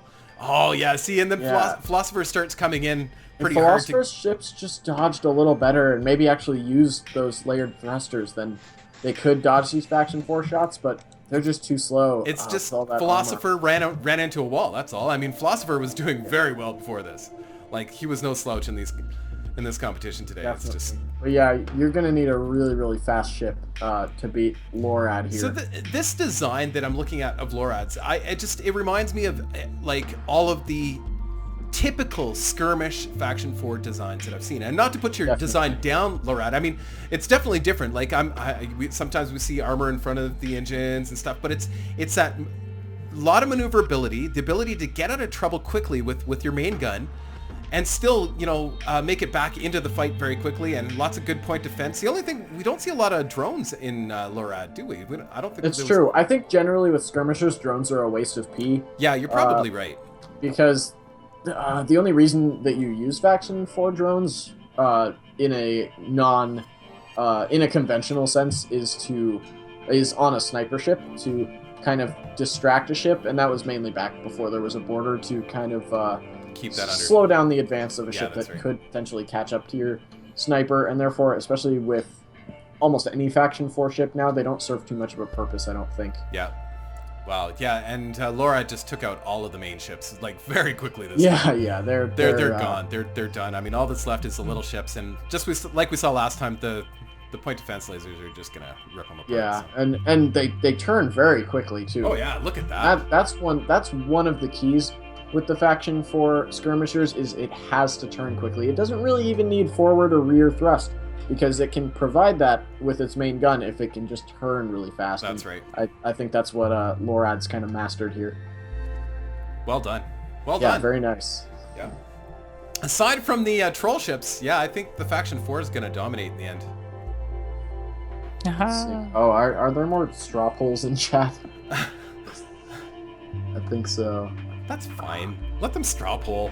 Yeah, I just see one. See- I'm not worried about it. If you can see this, it's the Already. So yeah, It's not- see, they've done 6 points of damage. Oh. See, yeah, that doesn't seem But- fair. They are It is winning. legal, but here's the thing. Now, if they stay away from the troll ships from here on in Well, and actually avoid the nukes, they will win. if they Technically. can fully avoid the nuke, if not a single one is nuked, they can win. But I don't know. I don't know. You never know, right? There's some drones there. There's who knows. Like you can I think it's going to be very difficult not to get a single ship nuked. But we'll was see it if it can drones, happen. or were they other little ships? I don't remember. I don't know. They have 71 ships, so those must be little ships. Oh, must be little ships. So the nukes Yeah. are going after the little ships. If they have enough, if Crazy Old Picard has enough little ships to. But then to when they distract destroy the little nukes- ships, he's gonna get points too, as well, right? Right. That's the issue. But if he has enough little ships to distract the nukes, but also dodge them so that Honeycomb doesn't get any points, I don't know. But so far they're The still nukes winning. are with just the- circling. They're trying to catch the little guys, eh? I'm trying to take a good close work. look at this It's guy here. Where is he? Good There work. he Yeah, is. look at that clump of nukes. He's just Wow. whipping through here. Oh, he's gonna get nailed by a missile. Oh no! Oh, Look at him dodge. oh, that's so funny. I love when ships are small Zero- enough to zero. dodge individual, This and is then they fly right amazing. by 'em. Oh my god. That is amazing. Is that literally a command module on the thruster? Oh. See, now Oh, the points. Yeah, there's the Yeah. points. Yeah. Oh man, that's too bad. No offense, Gemini Zero. Of course I just wanted, I'm always rooting for the underdog here. And in this Well- case, it just happens to be Flip Blast, believe it or not. I thought Flip Blast would, dominate. Yeah, but well, we've proven that Flip Blast is not the end-all be-all, but at least Honeycomb right might now. be. At least right Yeah. now. It's just the point system, I think, is a little wonky right now. So, and of Definitely. course, Gemini Zero is taking advantage of that fact. Yeah, I think once the points are unwonked, I don't know how good these will be, but we'll see. So whenever you guys are ready, I'll call it. Yeah, I think it's probably safe to say. Although, I'm just trying to see, because there aren't really any of those ships, the nuker ships for Honeycomb up front. Because I'm thinking that we shouldn't immediately skip over the next battle, just because. There's one right there. Just because if they're if they get in close, you're right. You're absolutely right. Because if for whatever Blast reason hits those ships, they will get points. Yeah. And then if the little ships are still able to dodge, they very well could pull it back. And this is the final four, so I'll try not to be. I just get itchy. Yeah. There's one right at the front. There's one nuka ship right at the front. It's They're not aiming. If they do aim for that one, I don't know that they can get even by 300 accident. points. I mean, these ships are hitting everything, right? It's true. I don't know if they can get 300 points off that, but maybe. And but I think, once all those little ships are gone, I mean, the nukes are gonna turn around and of course start blasting away Flip Blast. But that'll be fun to watch too. So it's just so slow. Yeah.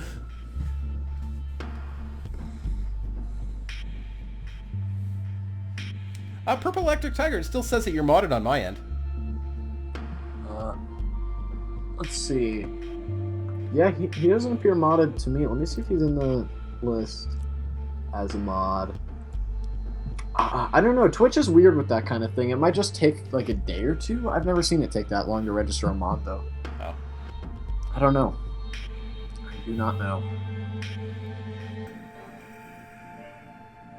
Yeah, Starfix. Honeycomb is well this. So, yeah. It's sorry, what was that? I was gonna say the points now. It's just really unlikely. I mean, it's so difficult to get those points back because you'd need to hit more than just one. I think at this point. Yeah, and there's only one at the front, so I think it's safe to call at this point. Yeah. Unfortunately. Yeah, you'd have to pretty much destroy it for 60. Yeah, even then. I want to hit the button, but at the same time, all it's gonna take is one stray shot. Like, I wish I could. Well, that's not necessarily true though, because one stray shot, even on one of the nuker Honeycomb ships, isn't gonna do the 900 damage that they need. Yeah. And it needs to be more than that, because if you're thinking, I'm gonna actually look at exactly how much each of those ships is, because you'd have to destroy it, and even then, like completely destroy it, and even then, that's not big enough. I don't have that shape. I think Honeycomb's new. Yeah, Howler Sir makes a good point. One stray shot won't even do any damage. Yeah, that's true. Although, okay, so that's also true. One stray shot wouldn't do any damage because the very first layer on the nuking ships is melee armor. That's right. So, done. Yeah. Which is, I'm starting to think I want to see more Flip Blast. I think we're going to see more of that kind of design, especially once we resolve. I'm terrified of that kind of design. Once this whole point system is kind of resolved, we're definitely going to see more of that. Because it seems like, look at that. Like, you can't avoid that. Yeah. So, question, do you guys think Gemini knows, I mean, we can ask, but do you think he knew about the point system? Because it's absolutely against the point system. It sure seems to me like he knew what he was doing. But we've seen troll designs like this all throughout every single tournament. So it's really, I mean, he may have known. No. But if he did, good on him. Yeah, definitely. I think he may have definitely read up on the patch, done his homework. And what makes me think that is the singular layer of melee armor. Yeah. Around the he says yes, I did. Yeah. So good on him. I mean, that's how you win tournaments, is you pay attention to what's going on. And I did give everybody the opportunity. Yeah. So yeah. Yeah, I'm kind of worried for my fleet now because I didn't change anything with the new point system. So. Well, you won't be fighting Honeycomb. You'll be in your own division, right? That's true. So although. Who knows? Somebody else may have come up with this, and keep in mind, everybody that's at the bottom of the list are people who have come up with new fleets or brand new changes and stuff. So we could be seeing another fleet like this in the next tournament. Yeah, hope not. But anyway, yeah, good job, Gemini Zero. I mean, this is absolutely what you should have done. You should have found the way to win the tournament, and you did. Oh, wait a minute. Good job to crazy old Picard as well, because great name, and these are awesome ships, and it's and we've never seen anything like it. Definitely. Not in the tournament so far. There's been nothing like it, and it's just the way you're able to cover the entire map with you know. I'm actually gonna take a closer look at those ships because I want to see what the heck. They're very. They look like toys, and they're definitely asymmetrical too as well. They really. Oh. Look at that. I see. That's so nifty. Okay, Isn't that cool? Yeah, those are banks of. Yeah, it does look like a toy. It's you sneeze on this thing, it's gonna fall apart once you get through the shields. But I mean, right. man. If a single shot hits that, well, I guess not because of the shields, but if a single shot hits that armor, it's done. And it's asymmetrical so that it flips like that, and of course it doesn't have enough. Exactly. It doesn't have enough for rear engines to counteract any of that. And yeah, the amount of range amplifiers, it's basically. Awesome. Yeah. Does anyone remember? This person knows what they're doing with Faction 4. For sure. Does anyone remember Command? Interestingly, it actually... Command? Okay. What? Command. Yeah. My Faction 4 ship that I entered some time ago. Oh, jeez. Sorry, refresh my memory. The salmon stick. Oh, I do remember that. Sorry, all of your ships. Sorry, every time I think salmon, I think of the J. I can't help but think of the number J. I'm sorry. That's one of the things that comes to mind. Yeah. Hey, I just wanted to make a point though about these flip blast ships. Is something you may want to consider, Picard, is that these things will only take 1 or 2 shots from behind. Rob, if you actually zoom in and look, the back end is totally open and goes just directly to the command module. Oh yeah. Oh geez. A couple thrusters in the way. Hold on. So let me take a closer look at somebody that's not moving so much here. Yeah. So I would put a bit more armor on the back of that. There's just a clear path. Aside from this, getting beaten by the gimmick, and no offense, Gemini Zero, but it is the gimmick and it's winning. I mean, it's done very well. But yeah, definitely I would move that command module maybe up a bit, or something. Yeah, I would. But I don't think he's prepared to be attacked, like actually hit by anything. Like honestly, true. these ships are not designed to be hit. Actually, just his way of being cocky. Actually, nothing is going to hit me from behind, so I'm not worried. What's that, Simon? No, more than that. Where is the gun attached? The gun is attached to the back. Right. If it's going to get hit in the back, the gun's gone. The ship is. Oh yeah, the whole gun's gone. Yeah. I would put the command module on definitely the other side than the gun, because I've generally found he's probably going to be watching this and be like, everybody's a critic. Well, No, it's not. But it's good. It's good questions, and hey, we're just helping you refine your design, man. Yeah. No, but what I would say is generally I do this on all my designs. Here's Joey's like little reassembly tidbit of the day, which there's like probably only one because I'm not very good at this game. But if you actually put your command module on like the side or the back, like the middle of your ship is the worst place to have a command module. If your ship is not planning on getting hit. If it's something like a troll ship, then absolutely put it in the middle, because it's going to get hit regardless. But it actually really throws off shots because everything is aimed directly at your command module regardless of the center of your ship. Therefore, if you have it at the back like this or on the side, a lot more shots are actually going to miss because they're not aimed at the center of your ship, giving them the most room to hit. They're aimed right at your command module. Yeah. Well, Simon brings up a really good point, though. I mean, even that shield isn't covering that armor entirely. Like, all it'll take is one shot. Simon's right, and that gun's gone. Yeah. Yeah. So definitely something to consider there. All right. Well, anyway, do we want to call it? Yeah, I think we'll call it. People are saying we're talking over Simon. We don't mean to talk over Simon. We really don't. He has a luscious, beautiful voice. Yeah. Indeed. It's just me. I talk too much and I'm too loud. So just tell me to shut up.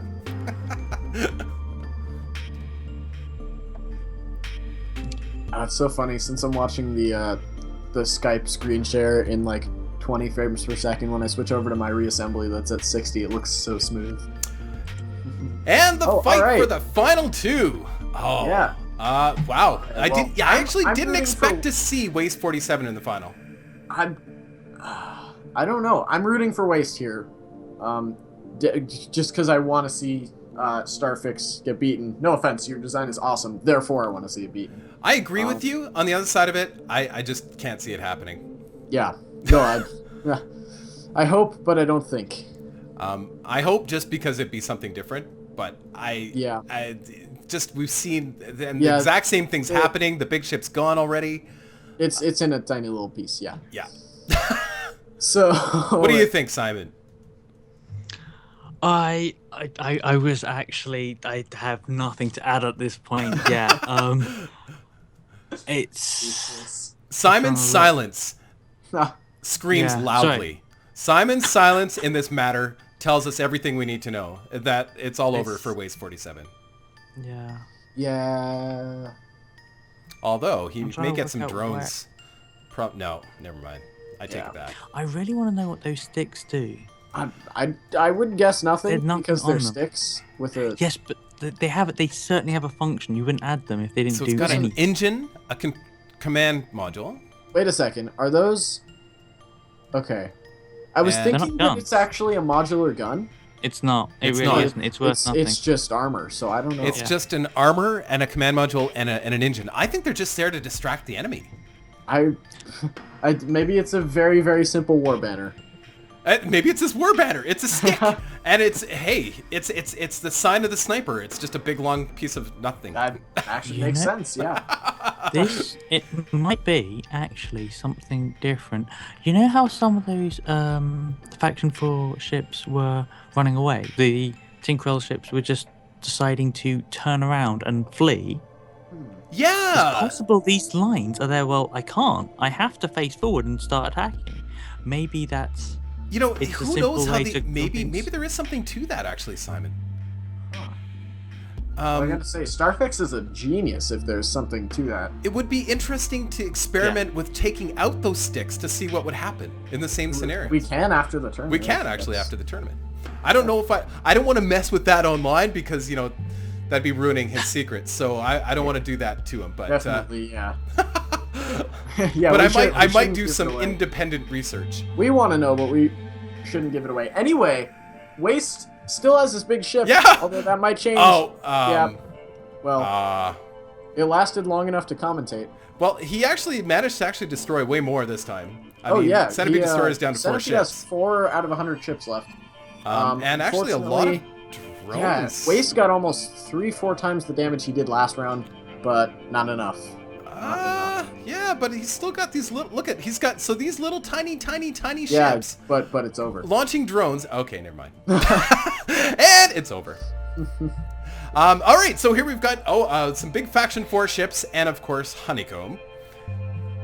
Rog for president. Okay. No. This is honestly the thing that I would think may beat Honeycomb because these are fast enough to dodge nukes, and if they just target the nuking ships, may work. But unfortunately, it looks like there's only one nuking ship right up. See, and the problem with skirmishing ships against non-moving targets is that they won't get close enough. They'll just keep backing up.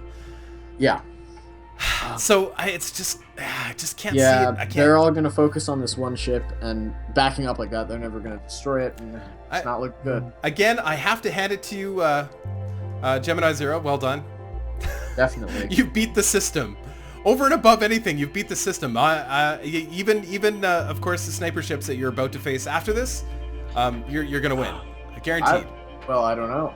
Yeah, I don't know. Because those may be mobile enough where they can kind of, because they kind of float around the side of the border and circle, so they may be able to circle behind and hit some of those nuking ships and get actual points, and you never know. Well, I'm willing to take bets. 2-1. Anybody in chat, send your money through PayPal. And no, don't do that. Don't do that. I'm just kidding. Okay, everyone. We only bet in Steam keys, so yeah, Steam keys. Yeah, you're welcome to bet in Steam keys. That's funny. I've become a. We don't. Seriously though, we don't. No, but seriously, that'd be super funny. That'd be great. This big gambling ring for Steam keys. That would be amazing. Imagine going to jail for that. That'd be I mean, I'm sure there's something like that for CS:GO items, that kind of thing. Oh, that ship's awfully close to turn. You can hit the nuking ship, I believe. No, but what about all these nukes? Like, why are they just lingering? I don't know. Oh, they're going after this guy. Hey, all of these nukes. Lorad's getting points. It's not very much. Oh, he's actually acquiring points. Yeah, because he's hitting the nuking. Oh, he's hitting this guy. Oh, no way. Yeah, because it has P. He can actually get points. Oh, I don't think it's enough. This could be it. This could be it for Gemini Zero. Can you get, well, never mind. 4,000. The nukes. No. The nukes are cut. The nukes yeah, have, there's no more small ships. This would be there's another small ship right here, but or there's a couple. There's a couple. He's not getting he's not getting 11,000 points in 50 seconds. Oh, this is okay, right. So each faction has only a limited number of hearts. Thank you, Admiral von Schneider. So the sticks are for spacing, and this is the wrong battle. And why am I writing in caps? So I think what he's saying is so that the ships don't end up clumped together at the beginning of the battle. That makes sense. Oh yeah. That's actually really. That's super smart. That totally is. I actually really, really like that. I'm totally gonna steal that for next month. Yeah. Each faction has only a limited number of parts and a limited number of tactics. The Sentinels have the ability to just march through the empty hexagons, effectively. But because of the armor on the actual nuking ships, they can't keep that momentum. They can't. Armor against armor. I see what you mean, because they'll hit the sides. Yeah, melee versus melee does, I think, regular damage only, ever. Right. So once those melee parts are shot off, then they can go through, but... Yeah, but that takes ages. Yeah. Ages. And then nukes are moving through. Nukes move through. Right, all the while there's a nuke come through. It's really a genius design. But, hey, congratulations to Lorad, because you have done far more damage than anyone else has against... If this was the old system, Lorad would have done hundreds of thousands of points of damage. But millions, maybe. You have done you have done probably 200 times more damage than anyone else has. The next best was like 13, right? Yeah. So. Yeah. Oh yeah, for sure. Yeah, but I think we can call it now. Probably, yeah. Unless you want to wait. I mean, there's still a chance that he could penetrate into the core here. It's cool, but I think even if he destroys that ship, it's not going to give him enough points. I don't think so either. But then I don't know. But we can still keep watching it. It's 24 seconds. See. Just I don't think he's getting through. No. Actually, yeah. In chat, I can't have chat open unfortunately at the moment. But anyone doing the swinging Tinkrell ships? Like the flipping ships. Yeah, the flipping ships. But there were a number. Actually, Honeycomb had before this. A ship which would also sway slightly to the side, some Tinkerell ships. I was just wondering, this is completely thinking about me and my past ships, and whether that actually made a difference of the salmon sticks, and whether that was an influence.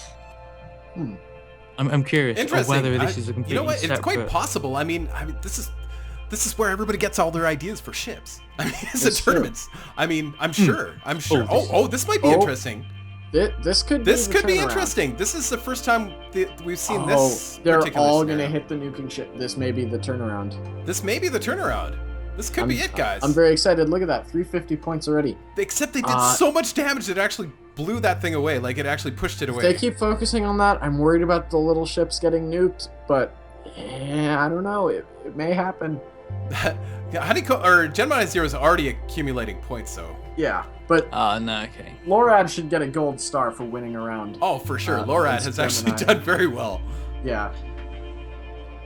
But I'm saying especially if he wins this round. Gold star, but no, he's behind the again. No, hold on. Bahamut did more than 3K? Did somebody else do better in points? Somebody else might have done better in this. I don't know. Oh, okay. That's possible. Sorry if that's the case. Yeah.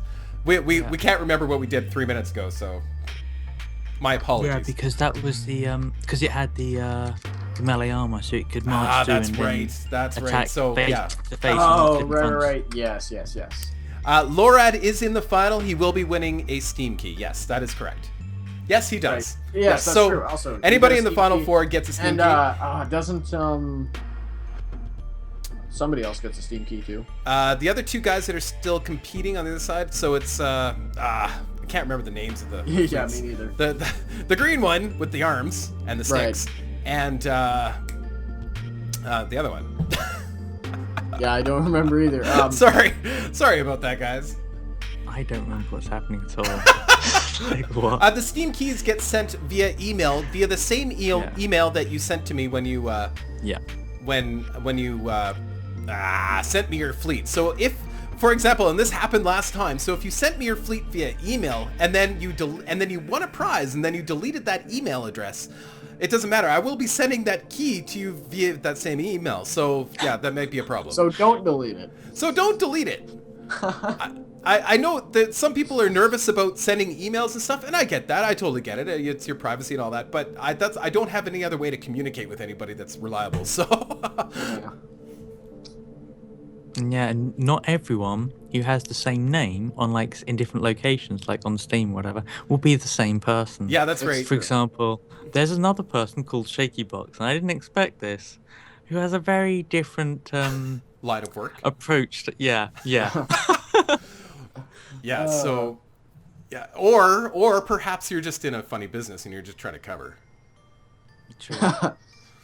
Yeah, So no, anyway, if you're looking for guns, contact ShakeyBox at shakybox@gmail.com. Is it Gmail? Yeah. Yeah. Shakybox ShakeyBox@gmail.com is apparently a arms dealer. Yeah. I don't know if I'm supposed to announce that or not. Yeah, I wasn't expecting that. Okay. Sorry. It's not like they're going to be contacting you. This is going to be a bunch of people.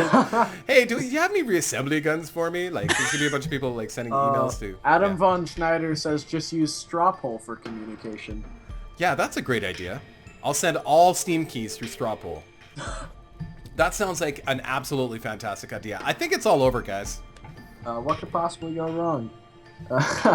Yeah, Purple Electric Tiger just put it in chat. ShakeyBox. Oh, Purple Electric Tiger was nice enough to actually post that for us. ShakeyBox@gmail.com. There you go. Just in case you were too lazy to. Just in case you missed what I said. If you need a 9mm Or semi-auto. just in case the only keys on your keyboard are Control and C and V, then you're good. Fantastic. Sorry, ShakeyBox. In fact, you wouldn't even need keys. You can just right-click, left-click. Oh, that's true. Yeah. Yeah, so people So without... in case you don't have a keyboard. Fantastic. Yeah. Yeah, all sorts of great ideas today. I think I'm going to call it, guys. I'm tired of looking at Honeycomb. No offense, Gemini Zero, but you're out of here. You fought valiantly, Well, Laura. not yet. There's one more fight. Oh, Let's yes, see there's if, one more. One more. The Centipede fleet can pull this off. 'Cause either way, you've both won prizes. And who was the last person? Waste 47, Centipede Destroyer, Oh, Lorad, wait. and Honeycomb. All of you Okay, guys get a Steam key. And so of it course, was, don't forget to vote for the Sui Generis, which will be up with the YouTube video. Of course, you can just vote directly. Or if Rickabay is willing and still such an awesome guy to go through all the footage and time post everything for you, then he's an amazing guy, and I can't even thank him enough. And I do give him a little something, you know. And he's up in the next round, right? And he's going to be up in the next tournament too, as well. Yeah, for sure. In the next in part 3, because we're going to have 3 parts. Ready. So already 300 damage. I think I'm worried about Starfix with these little ships going in close. They're Because going to get nuked. those getting nuked. If they're really not substantial, if they don't have a lot of health, it could still limit the amount of points the nukes get, but that's And nearly 1,000. not over 1,000. looking like it's the case. I mean, they're not actually doing, given, I don't know, they're not giving Gemini that many points when they're getting nuked, but still more than Starfix can get hitting those ships, because, yeah, see, this is what I was talking about. If the AI knew somehow how to target, or if you could tell it to target the bigger ships, or the ships with more P, then this would work better, but I don't know. I just want to say this to Mr. Conga. Not that I'm trying to start a fight, but Mr. Conga was letting me know that he would have earned a Steam key if I'd have got his entry right. Well, I only know what you send me. So if you sent me the wrong thing or you didn't give me all the details, then I can't make that better. You have to assume that I'm an idiot when I'm doing all this stuff, and hey, that's really fun to do too. So when you're sending me stuff, just presume that I'm going to get it wrong, so make sure that you tell me many times what you want so that I do get it right. Well said. Thank you. Seriously though, why is honeycomb not bees? Oh, I mean, hey. I can understand it, but what? Hey, you know what? What? In Starfix ships, this is a very, very nice touch.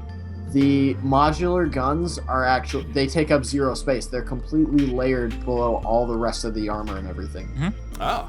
Oh, sorry. Yes. Yeah, so there's no space made for the modular gun, which is very convenient in the sense that it just goes right through all the armor and generators and everything. And that's it's part off of the why side the as well. design's so compact. That's actually very creative. Wow. Yeah. Wow. Although- That's crazy. Yeah, you see that? It just goes right through. That's amazing. Yeah, I Brilliant. never noticed that. Brilliant. Although, the one thing is that on the back of that ship, you could shoot one shot in there and take out that gun. Because the base is completely exposed. Right. So that would be worrisome. Oh yeah, right there. Oh jeez. But I mean, he hasn't shown his butt to anybody yet. I mean, Right, yeah, it's always against the border, so. yeah. That's I suppose the other half of that is every unit you move your gun forward, the nose of it points out further and further. Right. So yes, but Right. actually, you know what? I entirely agree with you. You can put armor on the back of that, but I think I'm gonna call it, guys. Yeah. No reason not. Or should we wait? I don't know. Maybe. Yeah. It's just 5,000 points is too much to get, even from hitting a lot of those. Yeah. I think you're right. I wouldn't normally mind waiting out the clock, but this is not a regular clock. Yeah. This is not a regular clock. This is called slow motion time, and it's not like anything exciting is happening. It's a lot of what we've seen for the last 15 minutes. So I'm gonna call it. I'm making the executive decision to call it. We'll see what happens at the beginning of round 2, and then we'll call that probably. But yeah. Either way, good job, Gemini Zero, and absolutely brilliant designs, Centipede Destroyer. Hey, you know, Howler, sir, it's legal. There's no reason you can't use it. So you can't be mad. He's Well, I understand people keep being mad, but you know, I set the rules, and if you find a way that defeats everything that follows the rules, I mean, it is what it is. And I did give people a chance to test out the new patch. I didn't even test it, but if you did test it and you figured this out, then I have to give you credit for it. He's talking about the overlapping. Oh, the overlapping thing. Well, anybody can do that. Right. That's what I'm saying. That's available to you. You can use that if you want to. So there's the thing no with reason it. Yeah. Sorry. to Go ban ahead. that because overlapping still allows for variety, whereas we couldn't allow something like spinners because though everyone can make that, if everyone did, there would be no variety. Therefore, yeah. So I suppose it's more in the sense of balance, not necessarily because spinners are good, but because nothing else is equally good. Right. Well. Yeah. I don't know. I think because nothing else is as good in terms of armoring your ship as layering. But at the same time, when people layer, you can still have a variety of different ships and factions. Yes. But if everybody layered, it would still be balanced and interesting and fun. But if everybody built spinner ships, it would not, if that makes sense. Yeah. Yes. Right. I suppose just a general thought on balance, it being less that things are equal, but more that there is a variety of things. More that the video is interesting. The video is interesting. Yeah. Interesting. I'm calling it. I'm calling Owl it. Feathers, you were gonna be in That this would bracket, pick it. so you got lucky here. I think everybody who wasn't in this bracket that should have been, including me, got kind of lucky here. Yeah. But I still think the Gemini Zero deserves some credit for doing his homework. Yeah, he deserves the win. It's a perfectly He deserves the valid win for design. doing the homework and finding the way to win the tournament and executing it. It was absolutely He brilliant. used the meta so well he broke it. That's right. And I think this was a very, very fun tournament. We saw some great fights. There was some long fights. I apologize for that. But, you know, these are the fleets. They're going to be long. And what time is it? Actually, it wasn't even as long as last time. I think we were only going for 3 hours this time. It was about 3:10. And I appreciate, of course, Spork or Joey and Simon. Thank you so much for joining me with this. I would do another one, but it's too long. It's too long. Yeah. We only have 25 ships to go. I don't know when we're gonna do that. Probably next weekend. We'll finish off the tournament next weekend. But it's about 30 ships, I think, for the next one. So it should be even a little bit shorter. And I'm not accepting any new entries, so you can't come in and do another honeycomb. But there may be another one like that in there. I don't know. Either way, this was really fun, and I really appreciate everybody joining me on the stream. Us on the stream. Yeah. And I think I killed Thank Simon you, and Joey. everyone. They've died. No, I'm here. Okay. Just like I didn't prepare for The I know. outro. exit. Like It to hurts. say. So thank you, everyone. I know. We all want to cry and hug. There was music. There was music. The one thing that Luke asked for was music. Well, Luke's not here to never mind. sing, so Simon, you're in. It's done. It's already had a. It's already I can't. I haven't. It's too late. It's too late. Well, thank you everyone for sharing this journey through Reassembly with us. Hold on. I'm just gonna check. See you next time.